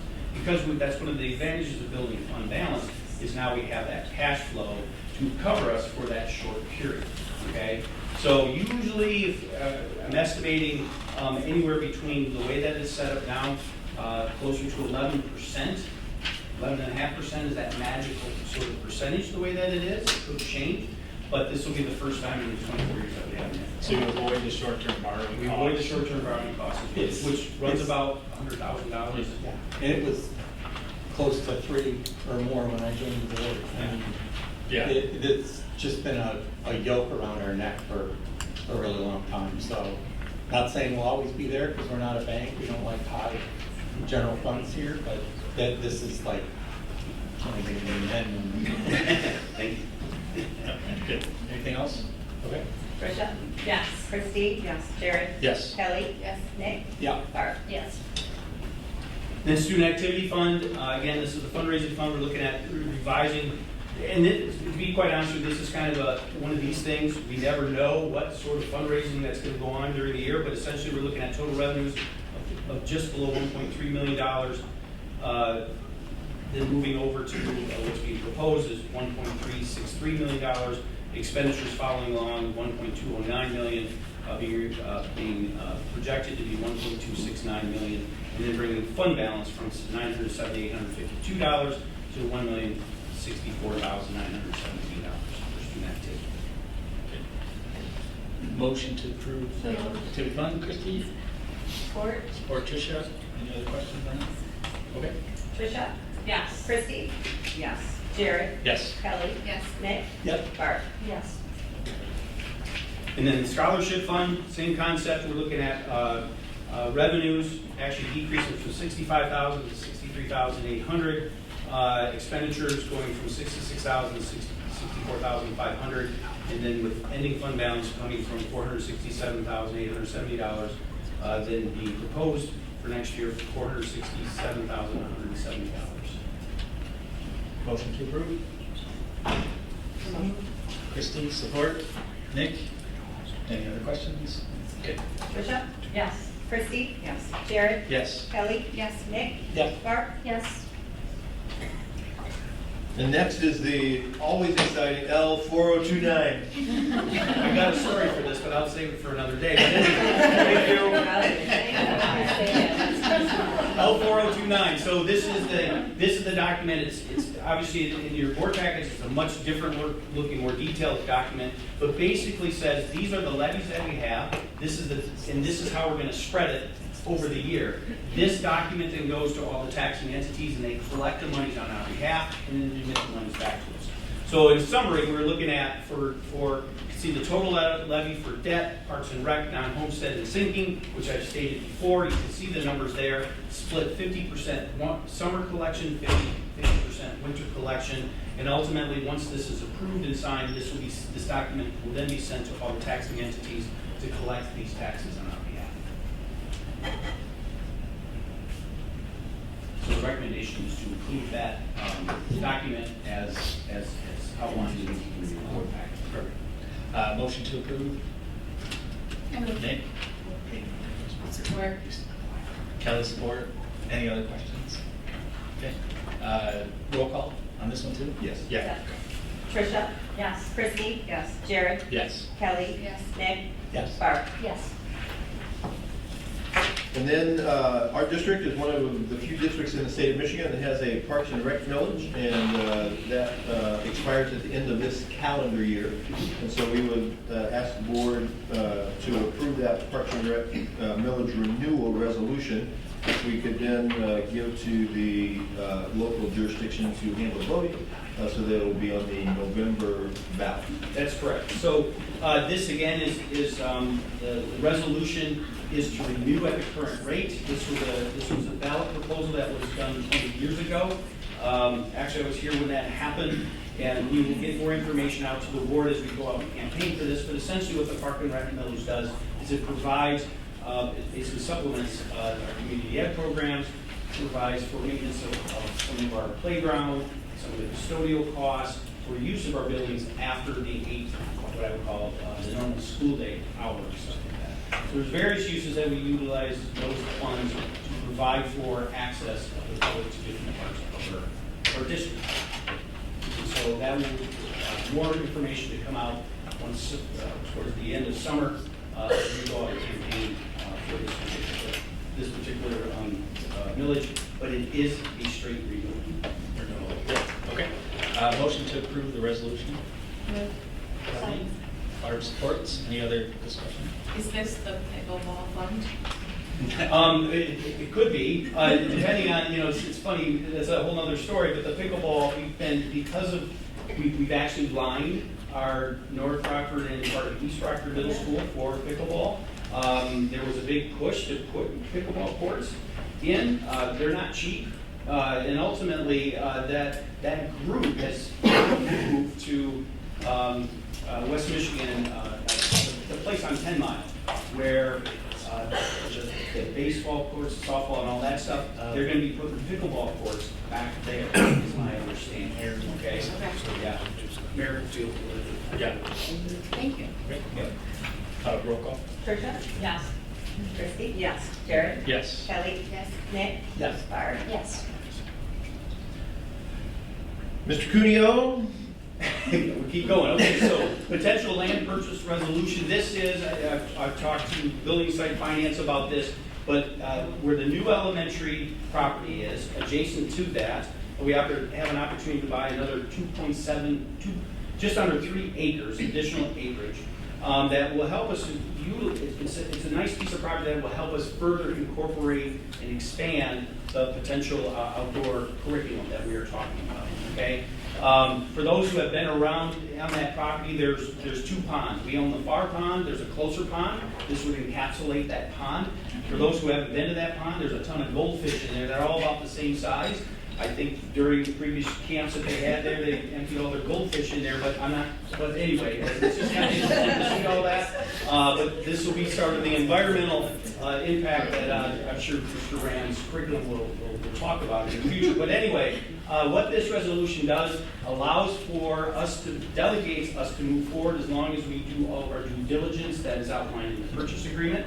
One thing I will tell you that the purchase agreement has the wrong date, the board date. We did revise that. It says the May meeting, but it's actually the June meeting. That did not make the packet. I forgot to change that. We did extend that particular date. But this, once we finish our due diligence, allows delegation of the sale of property for either myself or Dr. Matthews to complete. I remember the site now. Sorry, we'll do the motion first. Motion to approve the resolution. I move. Kelly, support. Barb. The property map, the back slice, it has a fairly narrow passage to get to it, right? Yeah. So this opens up, this gives us easier, better access. Yes. To that, what we already have as part of that property. That is correct. That is correct. And it allows for different access too, coming from the west to the east, right? Because there was an old, one of the things that we're looking at doing is there's an walkway that we were looking at. We're looking at improving that crosses this wetlands area and it dumps right into this property that we don't own. Right. So we'd like to expand that. This opens up those options. Well, and more importantly, for the building and site committee, the one party is responsible for securing the pond. It was split ownership, so now we can put the fence, we can secure the pond because it is next to an elementary school. So it's all on us now, which is preferred than sort of hatching it out with the neighbors. So that was the primary reason we were like, it makes sense. Do it. Yeah. Mike, will there be a plan to remove the invasive species? Mike Rand? Yeah, probably.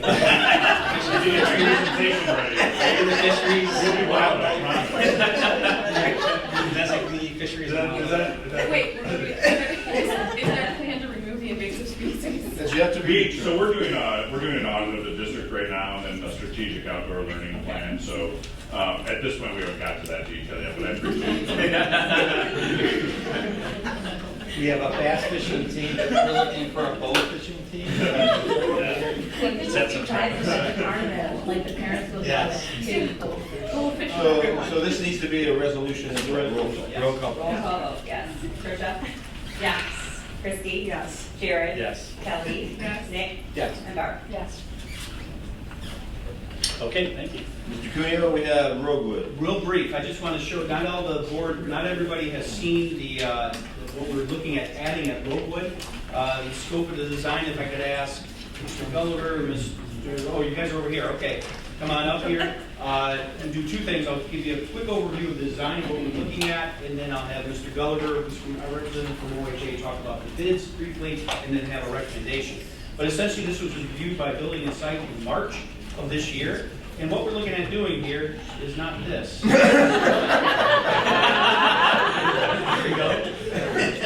There you go, wrong button. That was exciting. It was exciting. So the top of the build, so you can see the front of Roguewood to the bottom, to the top is the back, which actually heads towards the west. The south is to the left. You can see where the schematic design's on here. We're looking at part of the scope of the 2019 bond issue is to add a new gym to Roguewood and then redo the existing gym to become more functional as a cafeteria. Okay. So what it does is the colors on here don't do it justice, but essentially what we're trying to do is match the burgundy color of the brick, not the yellow color of the brick. At Roguewood, okay? If you look at the front, you can see this is the back here, where you have the yellow and the burgundy stripes, which is predominantly more burgundy in the front. But ultimately, if you look at, I'm sorry, let me go back. You can see that the building itself is going to have a sloped roof. The size of that particular gymnasium is going to be similar to the newer, the size of the newer gyms that we're building at Crestwood and also at the new elementary, okay? And then you can see too, this is the front, looking at the front, looking towards the west. That actual building or that addition is going to be kind of, you won't really see it unless you drive around back or walk around back, or if you're driving the maintenance, it's kind of hidden from the main public view. but it's adjacent to or right next to the existing gym, so we'll be able to utilize some of those, that area from the perspective of where the masses flow into food, and then also we have the gymnasium, so it's a natural fit where it is, that area. And the idea is with this is we're going to be starting here real soon. We went out for bids last month and had the compilation here a couple of weeks ago, and I have Rob go through that real quick. So thanks, Mike, Dr. Matthews, members of the board. We did take bids last month on the Rookwood, and actually Parkside is actually part of this project as well. We had a great turnout. It's worth mentioning that we do have some contractors that have actually are members of the community here, and they have kids in Rockford schools, so I feel like that's easy. We did meet with the low bidders that were recommended tonight, along with GMB and Sean, made sure that they met all the requirements of the contracts, the contract documents, which they did. So, good with that. So as Mike talked about, kind of the thing with Rookwood, this summer we're going to be moving utilities, because actually where this addition is going to be put, all the utilities run through that area. So you'll see some allowances that we put in there to deal with our consumers' energy, DTE, or water, whatnot. So as part of that process, I will mention that overall we came in on budget, which is always a good thing. It's being funded from both Rookwood and Parkside dollars that were set aside as part of the bond projects overall. And then the rest of the schedule, so like I said, the summer utilities, and then Rookwood, the addition will start this October, this fall. We'll be wrapping up next summer.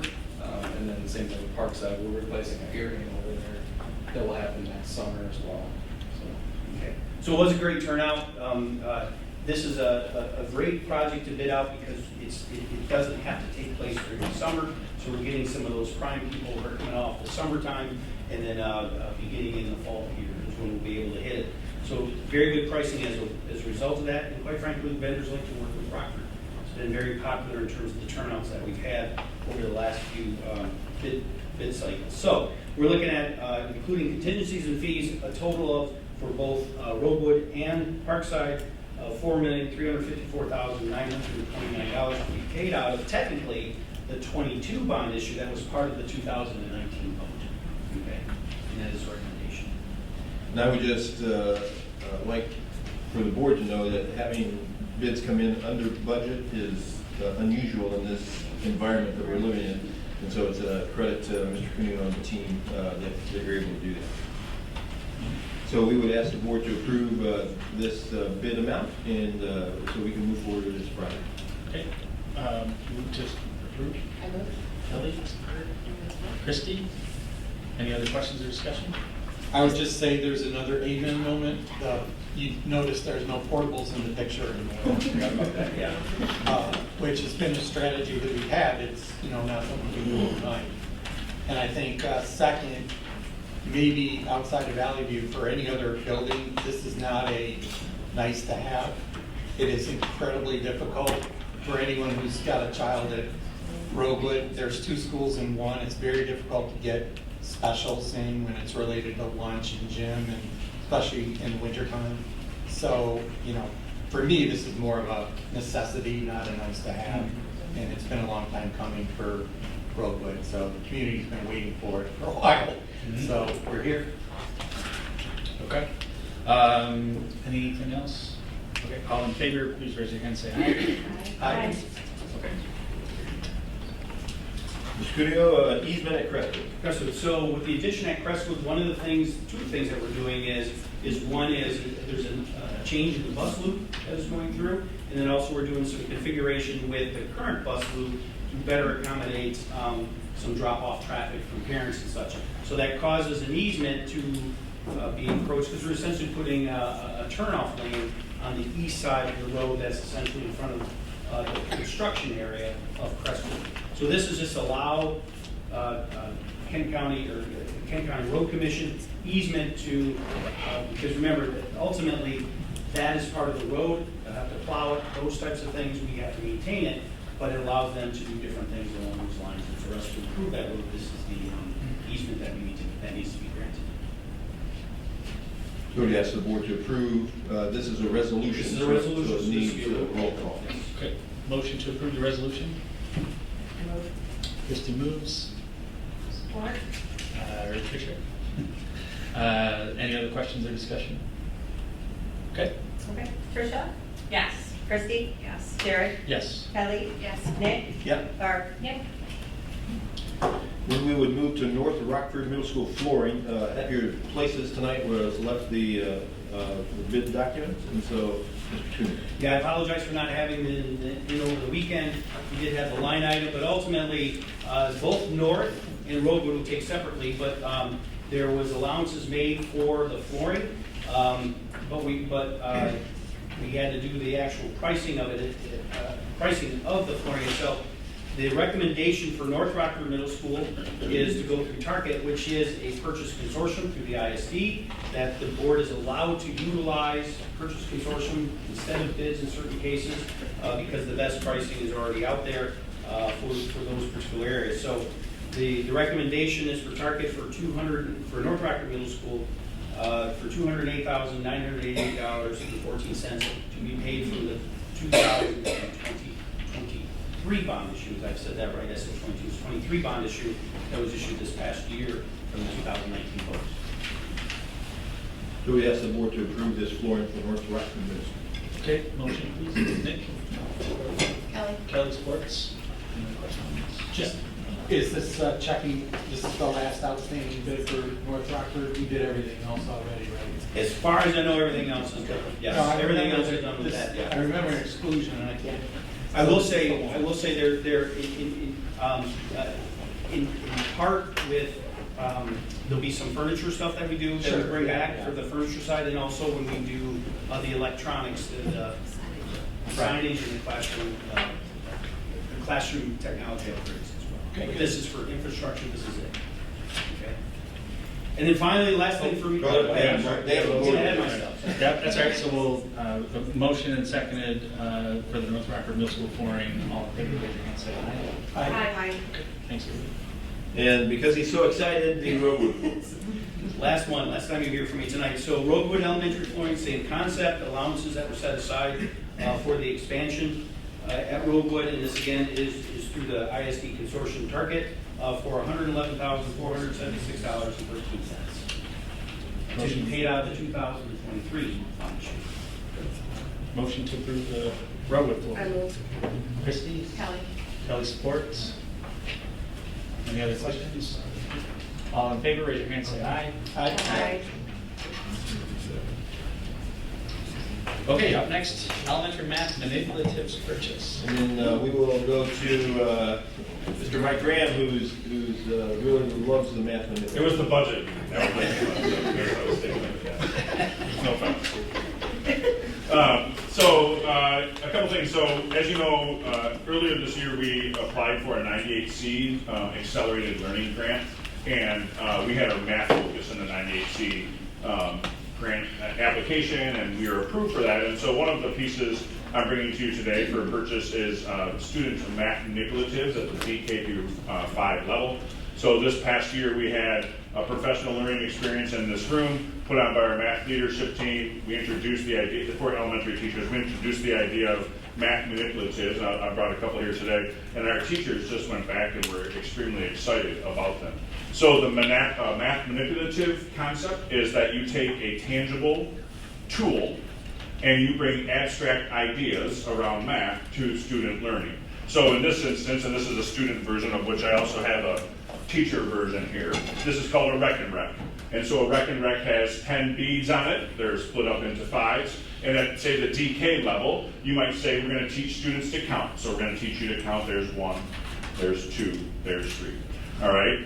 Or we're going to teach you to count by 5s. And so we're going to slide 5 over. Or we'll say, now you have 10. If you take away 2, how many do you have? Maybe at the earlier elementary level. So you take away 2 and you count 8. And we can, instead of this idea where we have a worksheet where we do number facts all the way through, what is 8 minus 3 and 5 minus 2 and so forth, we bring the abstract idea to a tangible experience for students. So we have a menu of these types of math manipulatives for elementary students.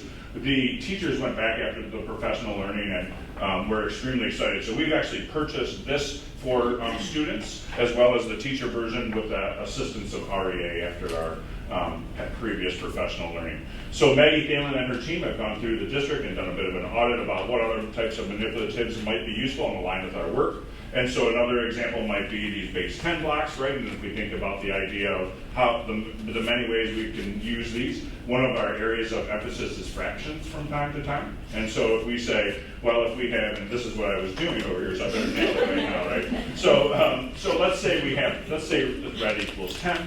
And so then we put 2 of the pinks on, right? And so what is half of 10? Well, half of 10 is 5, right? Or we could say, how many, we could add, what is, we say 2.5, right? Being our pink. What is half of 5? It's 2.5 like this, right? And we can start to think around teacher prompts, around giving students either in small group settings or even in large classes, the idea of better able to take an abstract idea and make it tangible and increase their number sense. And when they can increase their number sense, that's a foundational skill that we believe will allow them to be better mathematicians moving forward. So I come to you today with a 98C allotment of $139,000 for us to purchase math manipulatives through algebra for teachers, and then not included in the budget, but included in our professional learning plan, we would teach teachers how to better use the manipulatives so that students can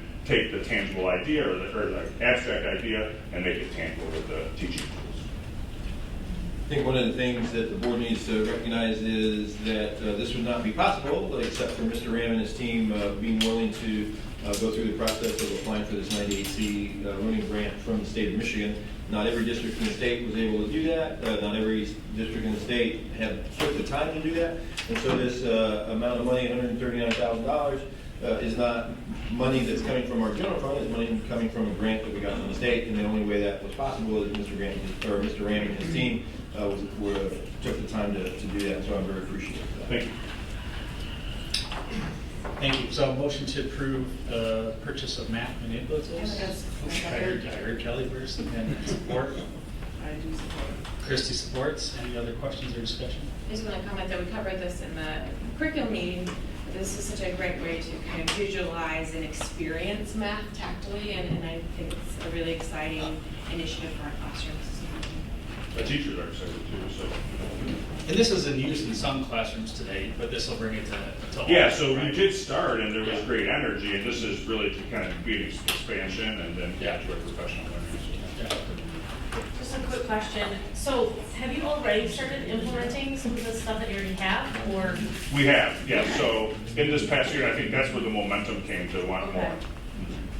Yeah, I was at Rockford for Watchdogs Day and worked with some second graders and got some math manipulatives. It's just coincidental, it was the day before our curriculum meeting, but got to work with the school kids using those tools, and it was amazing. There's Some kids. Kids that benefit from that. Yeah, some kids would sit down and do it on paper easily, but not everybody learns that way. And so this, you could see it really clicking. And I'm not a teacher, so imagine. So that's very cool. Okay, all in favor, raise your hand and say aye. Aye. Thanks. Mr. Ram, high school classroom library expansion. Thank you, Dr. Matthews, and I will have Rachel DeKuyper, Assistant Principal of Rockford High School, join me. Typically, well, what I bring to you today is an expansion of a strategy that we've been using at our elementary level for the last 5 years, and thinking about an expansion of classroom libraries at the high school level. So, at the core of our purpose is student learning. At the core of learning often is reading and promoting reading. And so we have been thinking around ideas about how we can expand our classroom libraries so that we can better promote student reading, which we've done some surveying, and you'll see in this presentation has some competing factors.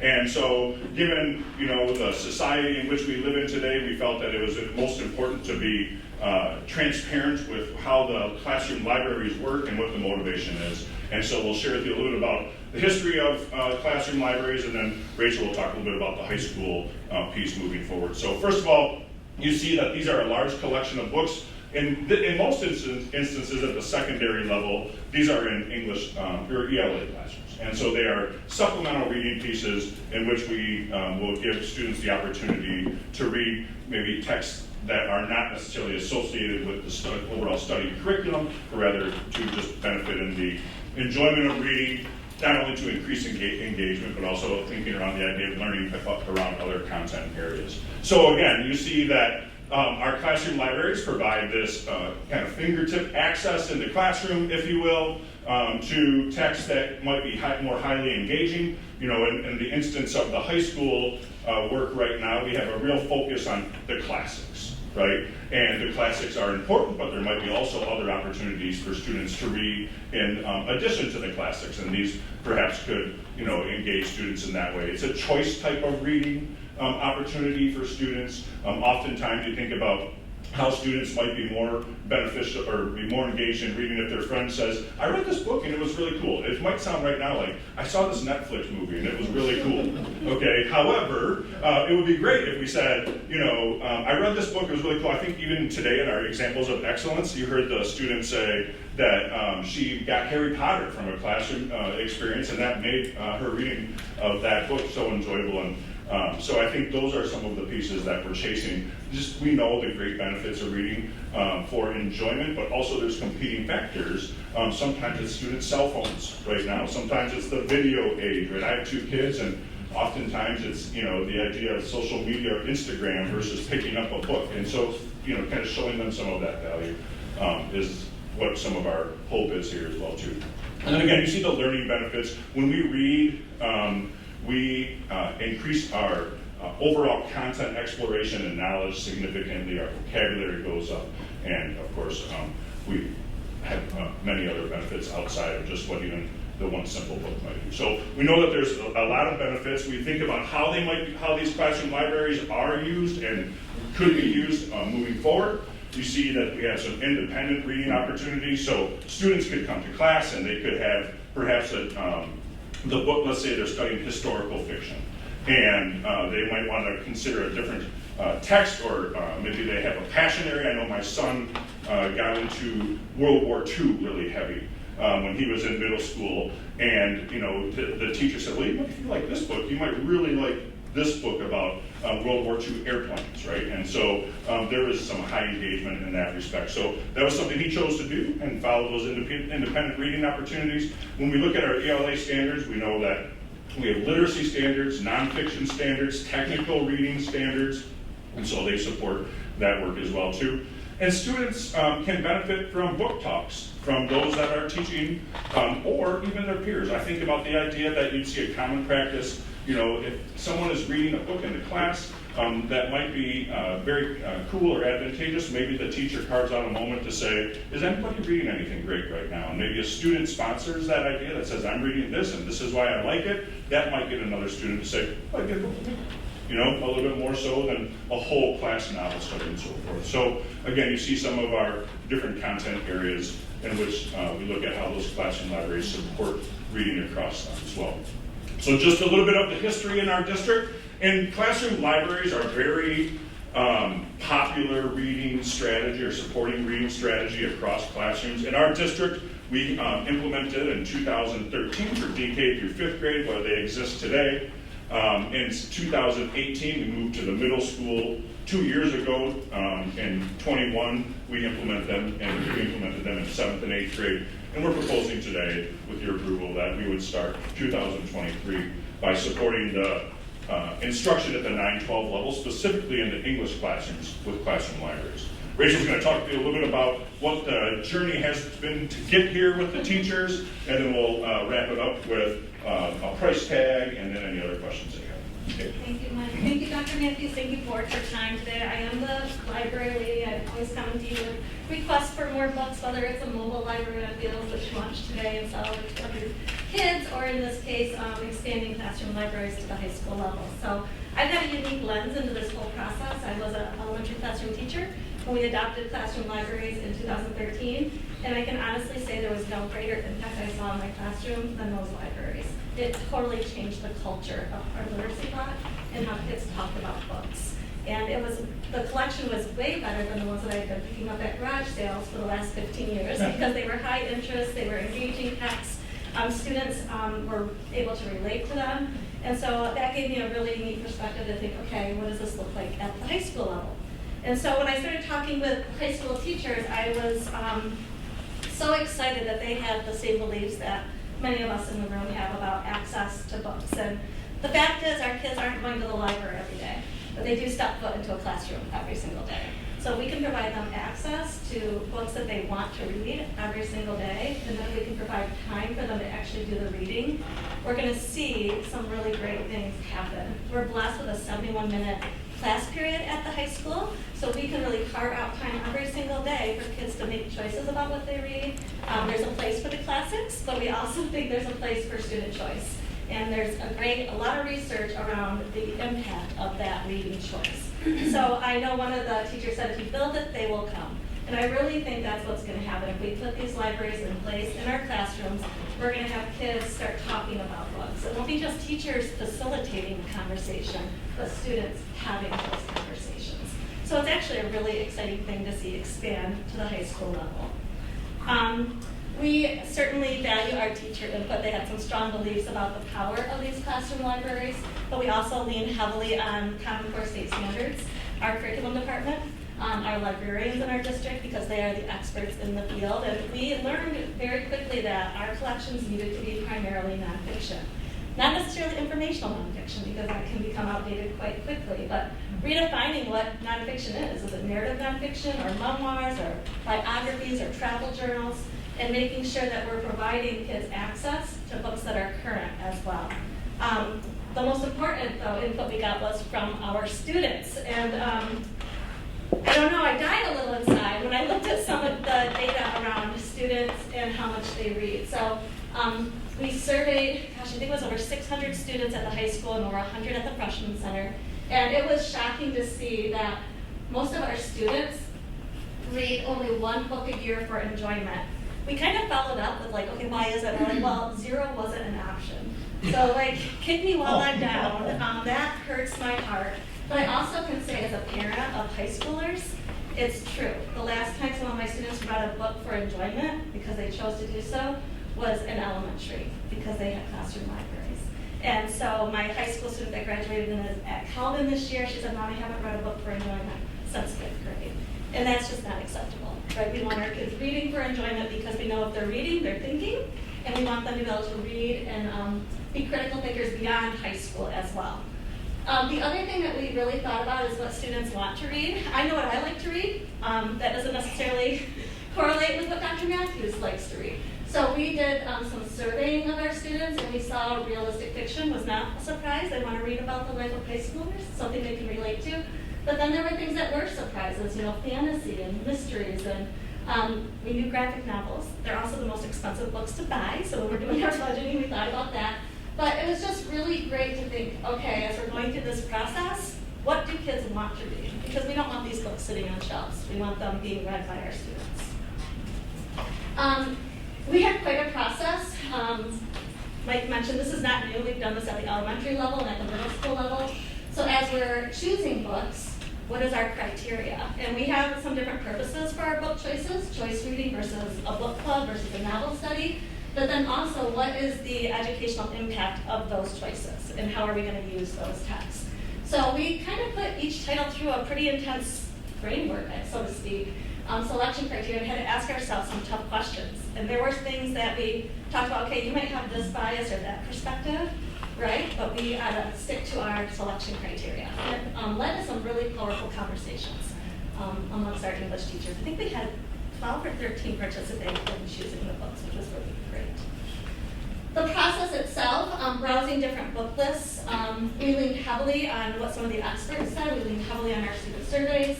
We leaned heavily on our curriculum standards. We referenced some of the criteria that was in that matrix, and then we selected titles. And we decided to use Follett Title Aid as our source for that because they do a really nice job of tagging, like if there are themes in a text, or different material or main ideas and things that we need to be aware of, we can see that. We can see what's tagging in that text, and we can kind of make adjustments whether or not we feel like that's relevant to our age group. So we used FOIA for that purpose and submitted our request to the curriculum committee and are here before you today.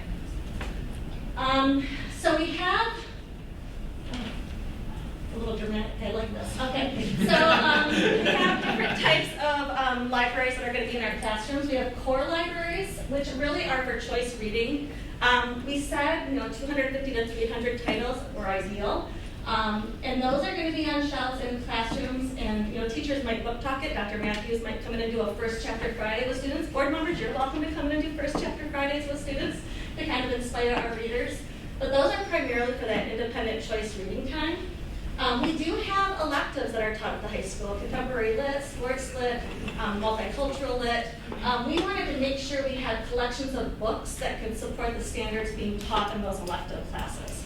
We also had to keep in mind that those teachers change sometimes. So if Mr. Reichenbach is teaching contemporary lit this try, I might teach it second try. So Mr. Reichenbach, you're going to roll your add-on lab right down to me so I have those resources to teach it second try. So that's kind of a nice option as well. Book clubs, I had a 10th grader this year, and I'll have another one next year. Teachers send home lists of the titles that they're using for book clubs with just a little bit of a summary of what the book is about, giving families some knowledge about what they're going to be talking about in class, which is super helpful. My big spotlight moment, my son, he's an athlete. He's not necessarily known as a reader, but he moved a chair in his bedroom to read. Like, it was a grandma chair, but he moved it in his bedroom so he could read it, and I could see him if he brought it in bed and fall asleep. So the power of book clubs is pretty amazing. And then whole class novels. That's probably what we all think of when we think about high school literacy and how we teach it today. And there's a place for that. There's a place for mentor texts. There's a place for those author lessons, and so we also kept that in mind as well. So when we look at the costs just historically, then, and you see in your memo, we have a little bit more detail.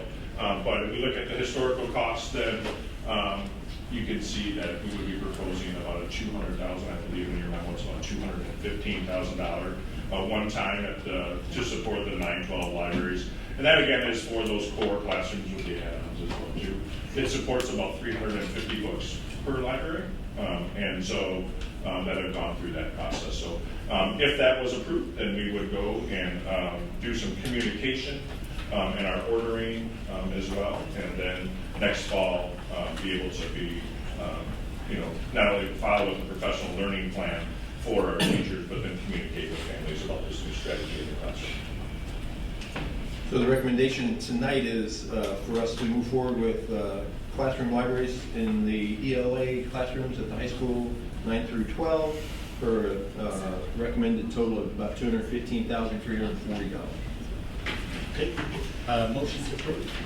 Christie, Kelly, support. Any other questions or discussion? I just want to say that my 8th grader here at the end of the year got to do this classroom library group project for extra credit, and it was a Lincoln biography that 4 students in his class chose to read. And then I was listening to him communicate with the other kids about their Google Slides for the presentation, and they were checking each other on the accuracy of Lincoln facts and pictures to choose for their presentation the next day. And it was just, I love classroom libraries, and I thought it was so fantastic. So. Thanks, Kelly. Nick, I saw your hand. Yeah, I had a question for Rachel. Yeah. So on the last slide that you covered, what about subgroups like Spanish immersion or like Mindy's, the ASD that are Gen Pop?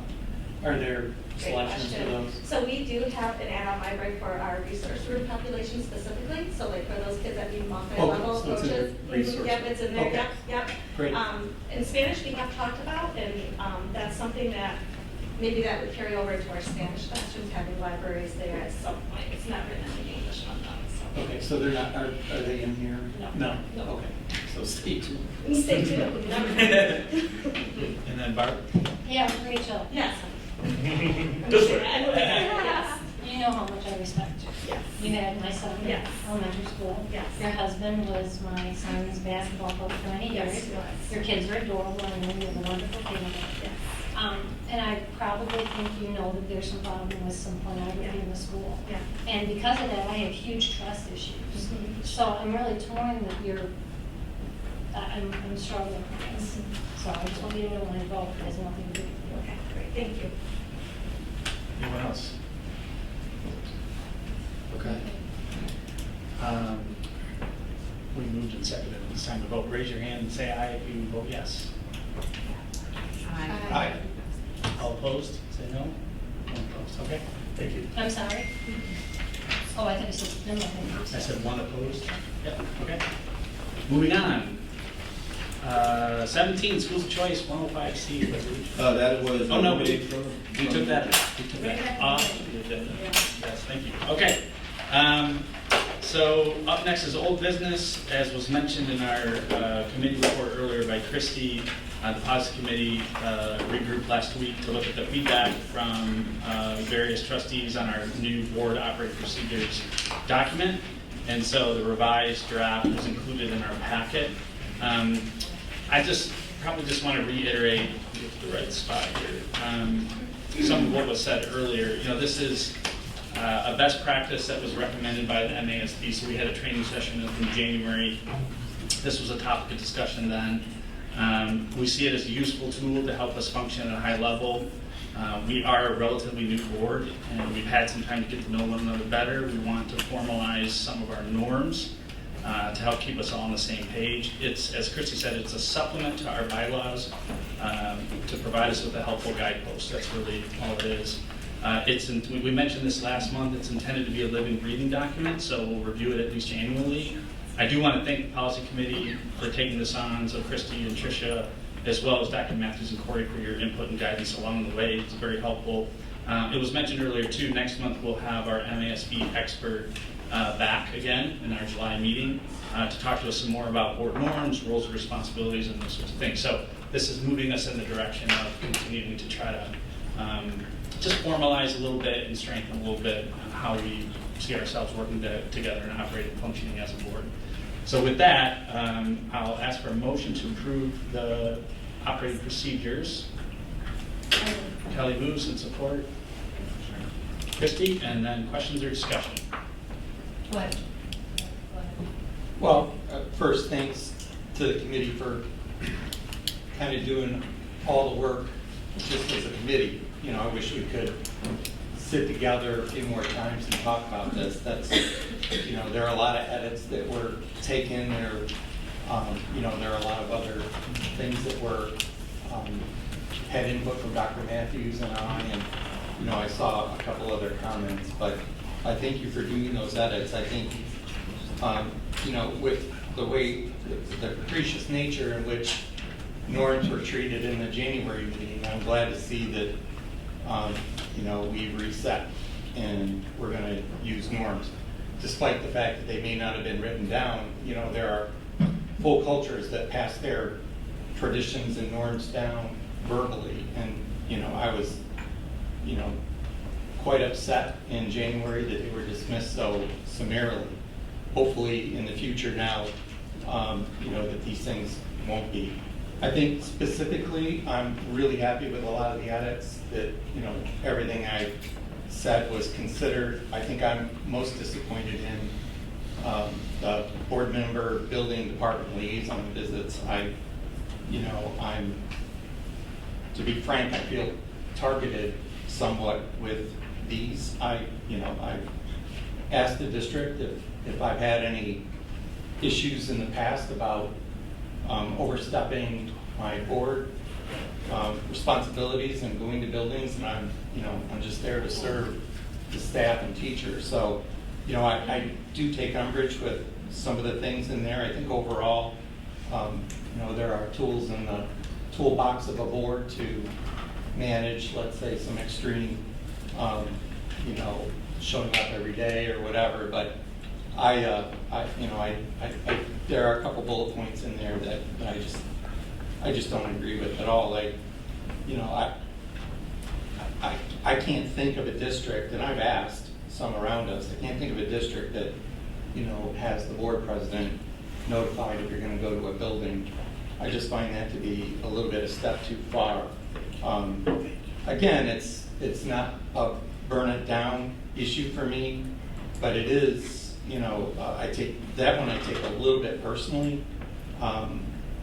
So I just want to make that known. I've had no issues with that in the past. I've had to deal with it as a board president in the past. It's difficult, especially when you're the board president, you're not the mentor, and you're trying to deal with someone just ad hoc showing up and wanting more than a tour. I think that's a step too far. But limiting visits and counts of visits, I just think is I don't know. I don't agree with that. I don't like it. But I do appreciate the amount of work. I wish we could work together on it, in a work session. But I understand the need to get this done before July. But those are my thoughts. Okay, thanks, Nick. Others? Barb? I agree with Nick on everything. I've never liked the idea of subcommittees. I think this is something that if we're going to do it, we should have done as a group, but the subcommittees make that not possible. I personally feel targeted too with what Nick was saying about the visiting schools. In the policy manual that you've drawn up, it says that not only do we have to report to you if we're visiting our school, but we also have to report to the superintendent. Maybe it's because I'm new on the board, but I struggle with this. I am the employee of my constituents. Our responsibility of a board is to oversee the supervisor. That script has been flipped, and it's no reflection on you, because it happened long before you got here. But this documentation supports that. It's helping to solidify that. I also take a little bit offense with the censoring in the email. And you'll say, what do you mean censoring? Well, it says it should only be board business. Well, who's policing that? I mean, it sounds good on the surface. But if I send an email and you guys don't think it's board business, and I do, that's censoring. So I struggle with that. I didn't send you any markups because I didn't want to give any false illusion that I would accept this if my markups were made, because I have a binder with bylaws. In the beginning, there were 10 rules. They're called 10 commandments. And since the beginning of time, more and more and more rules have been stacked on one another. This is what we live by. I don't feel that this new documentation is of value. Thanks. Anyone else? I'll just, I guess, say a couple of things. So, a couple have mentioned they felt personally attacked. I'm not sure why. I can honestly say through this process, I think we had the whole board, or all 7 of us in mind when this was developed. It was in fact done as a whole group. So I just want to say that it was included in first reading in our last monthly board meeting. Everybody got to see a draft. We had an entire month to provide input and feedback. The whole board did. So yes, some of the initial work was done in committee, but the full board has been engaged in the process for the past month. The question was who polices it, specific to email use, but broadly speaking, I would say we do. This is a board norms document, so we police ourselves, we police each other, we hold each other accountable. So that's my take on that. It's okay that we don't all agree on every bullet. I did not expect all 7 of us to agree on every bullet. Did not expect this. So it's perfectly okay. It's a living and breathing document. So if there's something that's really bothering a person, we can talk about it again. We can talk about it in July. We can talk about it in the annual review. We can do intermediate reviews and updates as we see fit to address things that people don't agree with. But at the end of the day, we do want to move forward with something that we think on the whole will be helpful to us function as best as we can as a board. That's the intent behind it. It's not geared toward anyone. It's certainly not geared toward any one person. Again, going back to January with the NESB, we have a lot of new members. And there's answers to questions that I've had as a new member over the course of the last year where I didn't know, or would ask one person and they'd say, well, this is what I thought it was, and ask another person, they'd say, well, this is what I thought it was, and they're different. And so that was confusing. And so all we're trying to do is get those answers to those questions written down, put some guardrails and some guideposts around what we do. With the school visits in particular that was mentioned before, I think we're trying to strike the right balance between, getting into the schools to get some visibility and to be able to express appreciation for the principal and the staff in the building and the like. I think that's an important thing for us to be able to do as trustees. I don't think that it's necessary for us as trustees to do that once a week or once a month. I think there's a balance between being able to do that and not being overly disruptive to the learning environment and to their work schedules. They're very busy people. And if we show up, they will be friendly and polite and smile and nod and show us around and say, thank you for coming. They will do that. They're not in a position to tell us, actually, this is infringing on my day too much. They're not in a position to do that. They're going to be professional and polite. And so I think it's reasonable for us as a board to say, let's not overdo that. I'm not concerned about what was done before. I'm concerned about what we think is a reasonable parameter for this board going forward. And again, it's not up to one person, it's up to the board, and we put it through a process where everybody had an opportunity to provide their input, and it is what it is at this point. It can change in the future.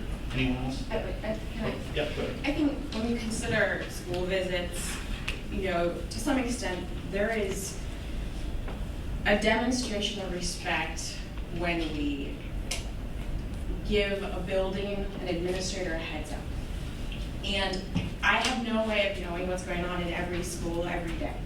And so if I want to visit Cannonsburg, right, I want to drop off some cupcakes, big fan, by communicating with Matt and CCing the two of you, I've looped in everyone who might have an idea that something else special or different is going on in Cannonsburg that day. So be it a fire drill, be it maybe the firemen are visiting the school, maybe there's going to have a dozen counseling dogs there that day. But the idea that I could, by simply communicating that I plan to visit or that I would like to visit, give Matt the generosity of spirit that is included in a heads up, and the opportunity for he and I to communicate about my visit before I visit seems incredibly respectful to me. Well, to be clear, Hang on, outside of hang on. There are others who haven't spoken yet that get a turn. Somebody had anything, Kristen? I think the only thing I wanted to kind of point out with this document is really more like a lot of the things that we had questions as new board members, like who forms the agenda, how many times should I visit my building, and what is the expectation of liaison visits, or how many committees are there, and how many times do we meet? Those things were really laid out in a very easy process, so that as a new board member, you're looking and sending emails and calling and taking people's time to kind of establish what expectations are of a board member when you're new. And I think we just didn't have a piece of paper or a document that kind of showed us an easy roadmap to the expectations, and also kind of what our roles and responsibilities were for the year. And so by creating something that isn't just something we pass down verbally to each other, just made it easier, I think, as a new board member to go, okay, well, this is kind of the expectations. I should at least get into each one of my buildings. I hope everybody's done that, to go visit their buildings and meet their people and say, who they are and introduce themselves, because I think that's important. Mm-hmm. But I think that's kind of where we were trying to, those were the expectations and what they were trying to outline in this document. It wasn't really something that's going to hold somebody's feet to the fire and like a punishment style way. It was more of a supplement to what our current policies were, our current guidelines, and these answer questions that we as informed members have no idea on when you first started. That's all I have to share on that. I just want to echo exactly what Christy just said. And also, when I first came on, I was kind of like, I knew that Nick had Valley View, and I know that he visited a lot, so I didn't know what the expectation was, and I wish that I had enough time to infiltrate that building so often, just because I love being there. And so I think this document, just for me anyway, it kind of validated, like, it's okay if I don't go once a week, or it's okay if I, you know, and I haven't been to Crestwood at all yet. And, you know, Kyle just keeps saying, it's okay. So, you know, we all have different schedules, and I happen to be extremely busy. And so I wish I could visit, you know, as much as you were able to today. So I just wanted to, again, echo what Christy said, and I'm glad we have something in writing so that when we have new board members, you know, we have another election coming up, who knows what's going to happen then. It's good to have those norms that we talked about in the very beginning in a guiding document so that we know, you know, stuff that was said verbally back in the day, we don't necessarily have any clue what that was until somebody brings it up and you know, tells everyone. Okay. Did you have more you wanted to add? I just want to say the way that the bullet point is written outside of the board president was the process that I took. You can ask any administrator, have Dr. Matthews ask. I send an email before I go. Sure. They tell me what's going on or whatever. They're like, please show up, whatever. Most superintendents I've worked under have asked me to stop because they trusted me. They didn't need to know that I was going to serve the teachers or go to serve the PTO or to pop popcorn. They didn't care, right? But I started out that way, and then they asked me to stop. So I'm just saying, I followed that outside of the board president, and you know, I don't understand, you know, the limit. I don't know. You have my input. I do think it's appropriate as the board to continue to review this together and to reach agreement on how you'll work together, because it facilitates a high-functioning district when the board works together well. Yep. But it is the only common review discussion that we've had has been right now. The rest was submit to the policy committee and check for the feedback when we got the second reading. So really, 3 opportunities was the way that this worked, and got the second packet, you know, a few days ago. So it hasn't been a month and a half. It's been 3 opportunities of 3 and 6 days. That's essentially the review that we've done together has been at the table tonight. So, you know, we can, obviously we have a motion, and we can go ahead and take a vote, but. Can I say one more thing? Yeah. And listening to Tricia, I can see where I might start to change my mind, but I'm not going to change my mind as it stands. So if we can put it off. Fair enough. Well, we have a motion and a second, so we'll, unless somebody wants to move to table, we'd vote on the motion that's been seconded. I'd like to move to table. Is there support to move to table? I support. Discussion on the motion to table. Actually, I concur, and I think we should wait for Jake. I think we should move to the July meeting, and hopefully Mr. Himmelschbach can join us. Okay. Other discussion? I'm open to it. I am too. I have no issue with tabling it for July. We'll have Deb will be back in July from MASB. So we can take more time. You have more time to review the revisions based on the feedback and have discussion in July, and then we can take it up again. So let's vote on the motion to table. All in favor to table this topic to July, please raise your hand, say aye. Aye. Okay. We were unanimous. And then with the motion to table, when it comes back, you have to vote to remove it from the table and bring it back to the discussion. Perfect. Okay. Thanks, everybody. That's good discussion. Somewhere in here is my agenda. Okay.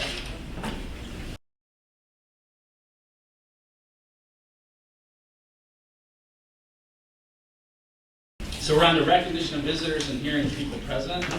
I did want to take a moment to outline the guidelines for public comment during our meetings. So first and foremost, we value and welcome your input and feedback. We believe that a collaborative relationship between our schools and the Rockford community is essential to achieving our shared goals.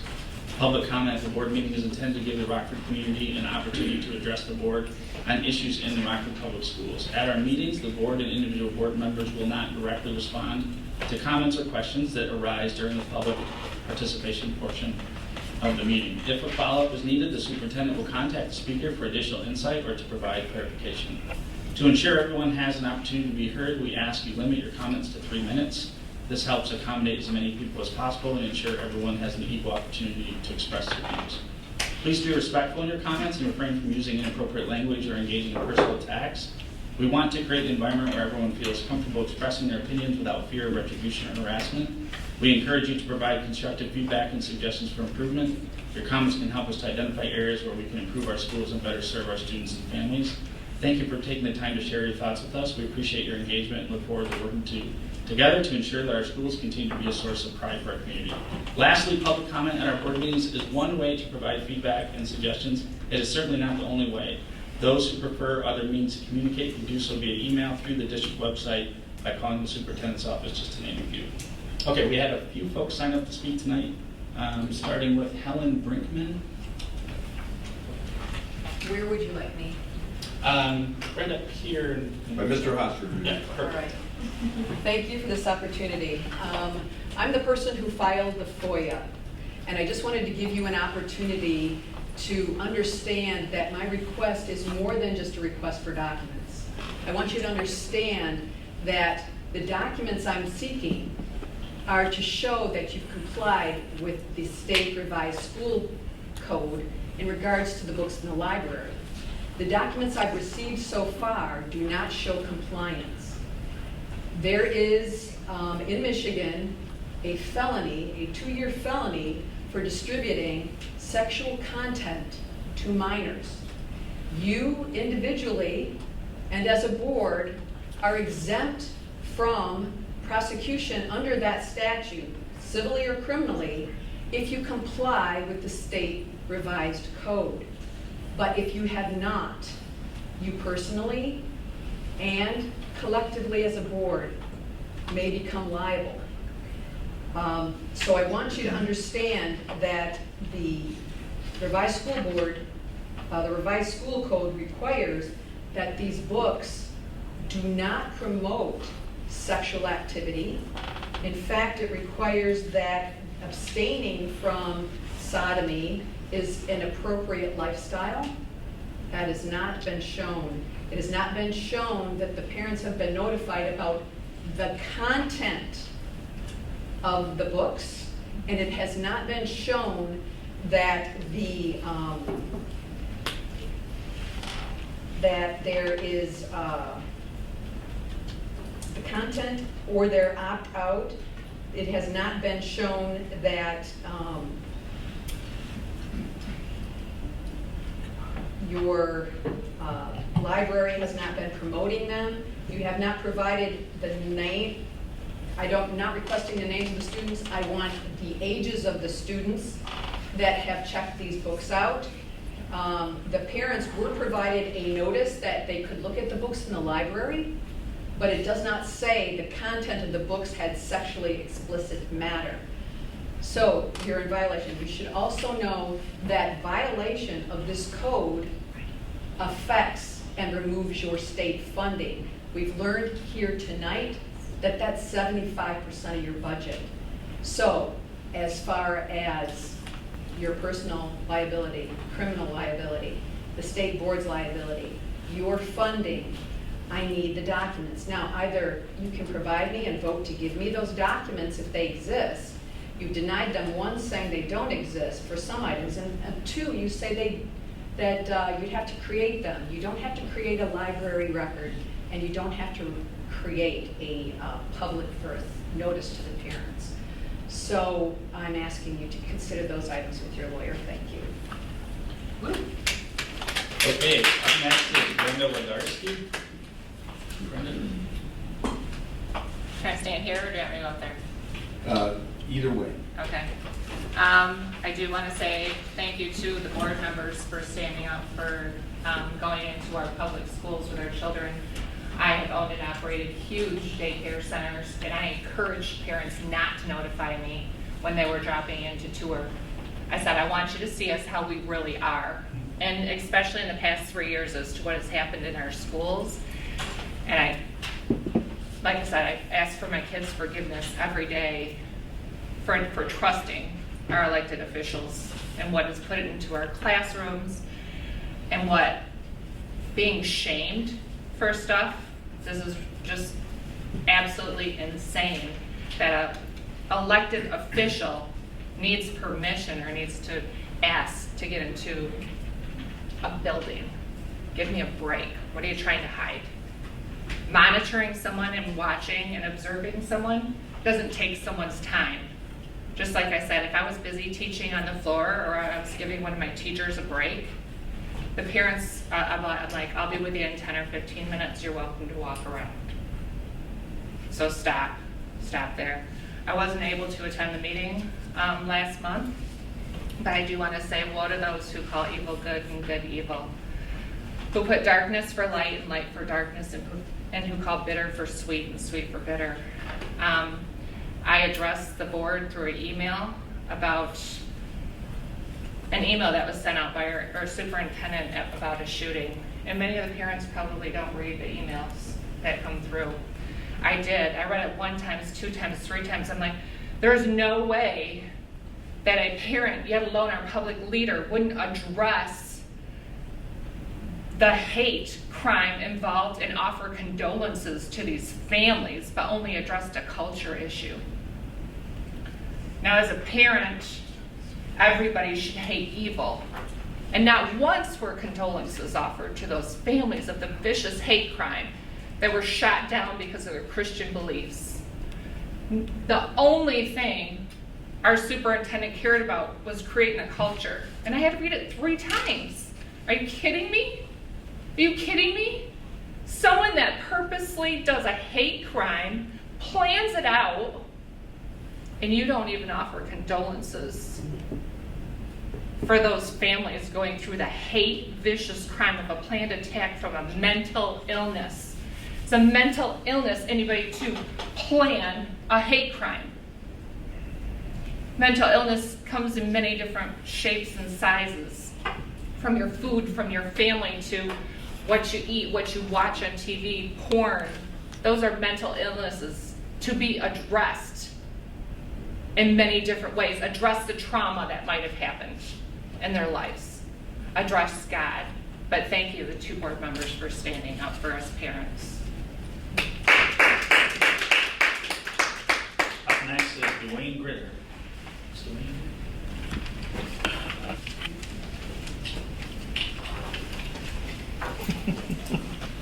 Sorry, you can turn around. No, you're good.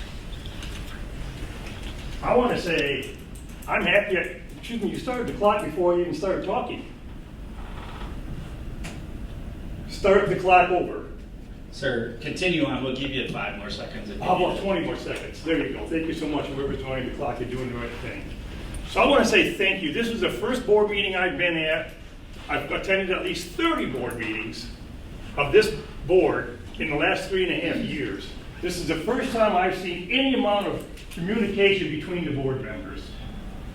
I want to thank those board members too that brought up the issues to be discussed tonight and had the opportunity and the willingness to challenge what's going on.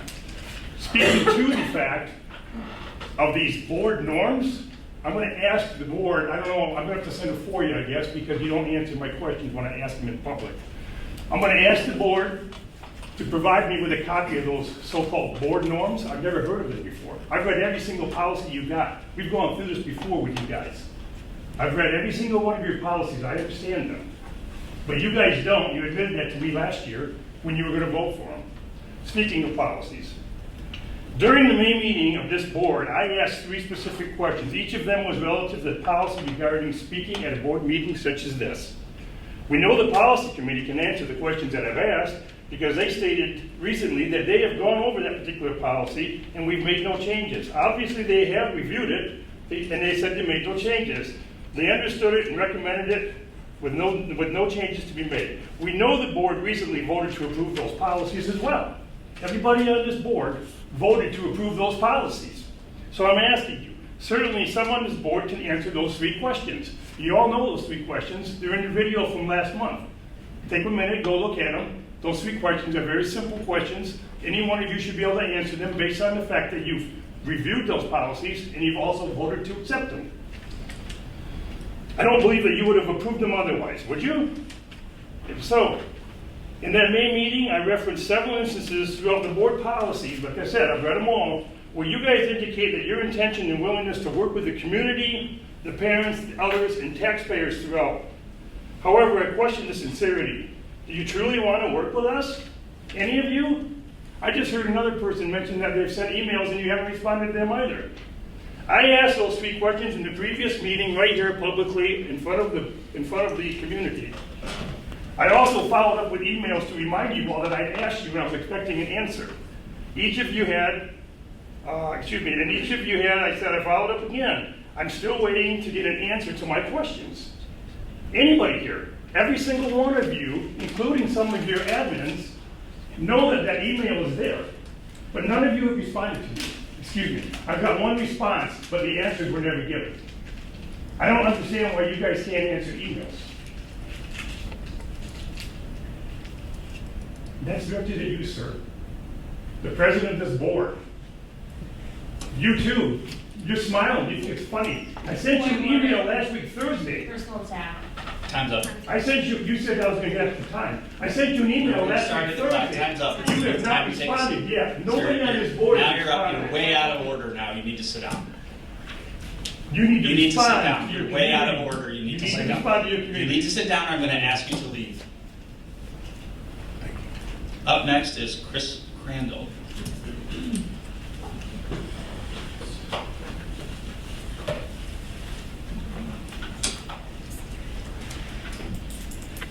Good evening. A few months ago, I shared a copy of the 45 communist goals that were submitted to Congress 60 years ago. These goals were extracted from the 1958 book, The Naked Communist, written by FBI Special Agent Cleon Skousen. The Communist Plan is to infiltrate and corrupt America's key institutions, our educational institutions, you guys, right here, us in Rockford, included in that. I beg you to look around at the division and the chaos that is all around us and to ask how we got here, and it's all by design. The educational institutions are being used as pawns to brainwash and indoctrinate American citizens, this new generation. I just want to share a few of the goals and invite you to all look on the internet. They're easily found. Get control of the schools. Use them as transmission belts for socialism and current communist propaganda. Soften the curriculum. Get control of teachers' associations. Break down cultural standards of morality by promoting pornography, and it sounds like this is infiltrating, and obscenity in books, magazines, motion pictures, radio, and TV. I've seen some. Present homosexuality, degeneracy, and promiscuity as normal, natural, and healthy.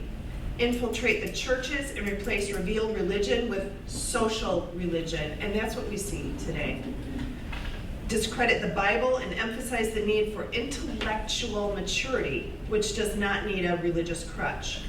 Eliminate prayer or any phase of religious expression in the schools on the ground that it violates the principle of separation of church and state, which is not in our founding documents at all. Discredit the American Constitution by calling it inadequate, old-fashioned, out of step with modern needs, a hindrance to cooperation between nations on a worldwide basis.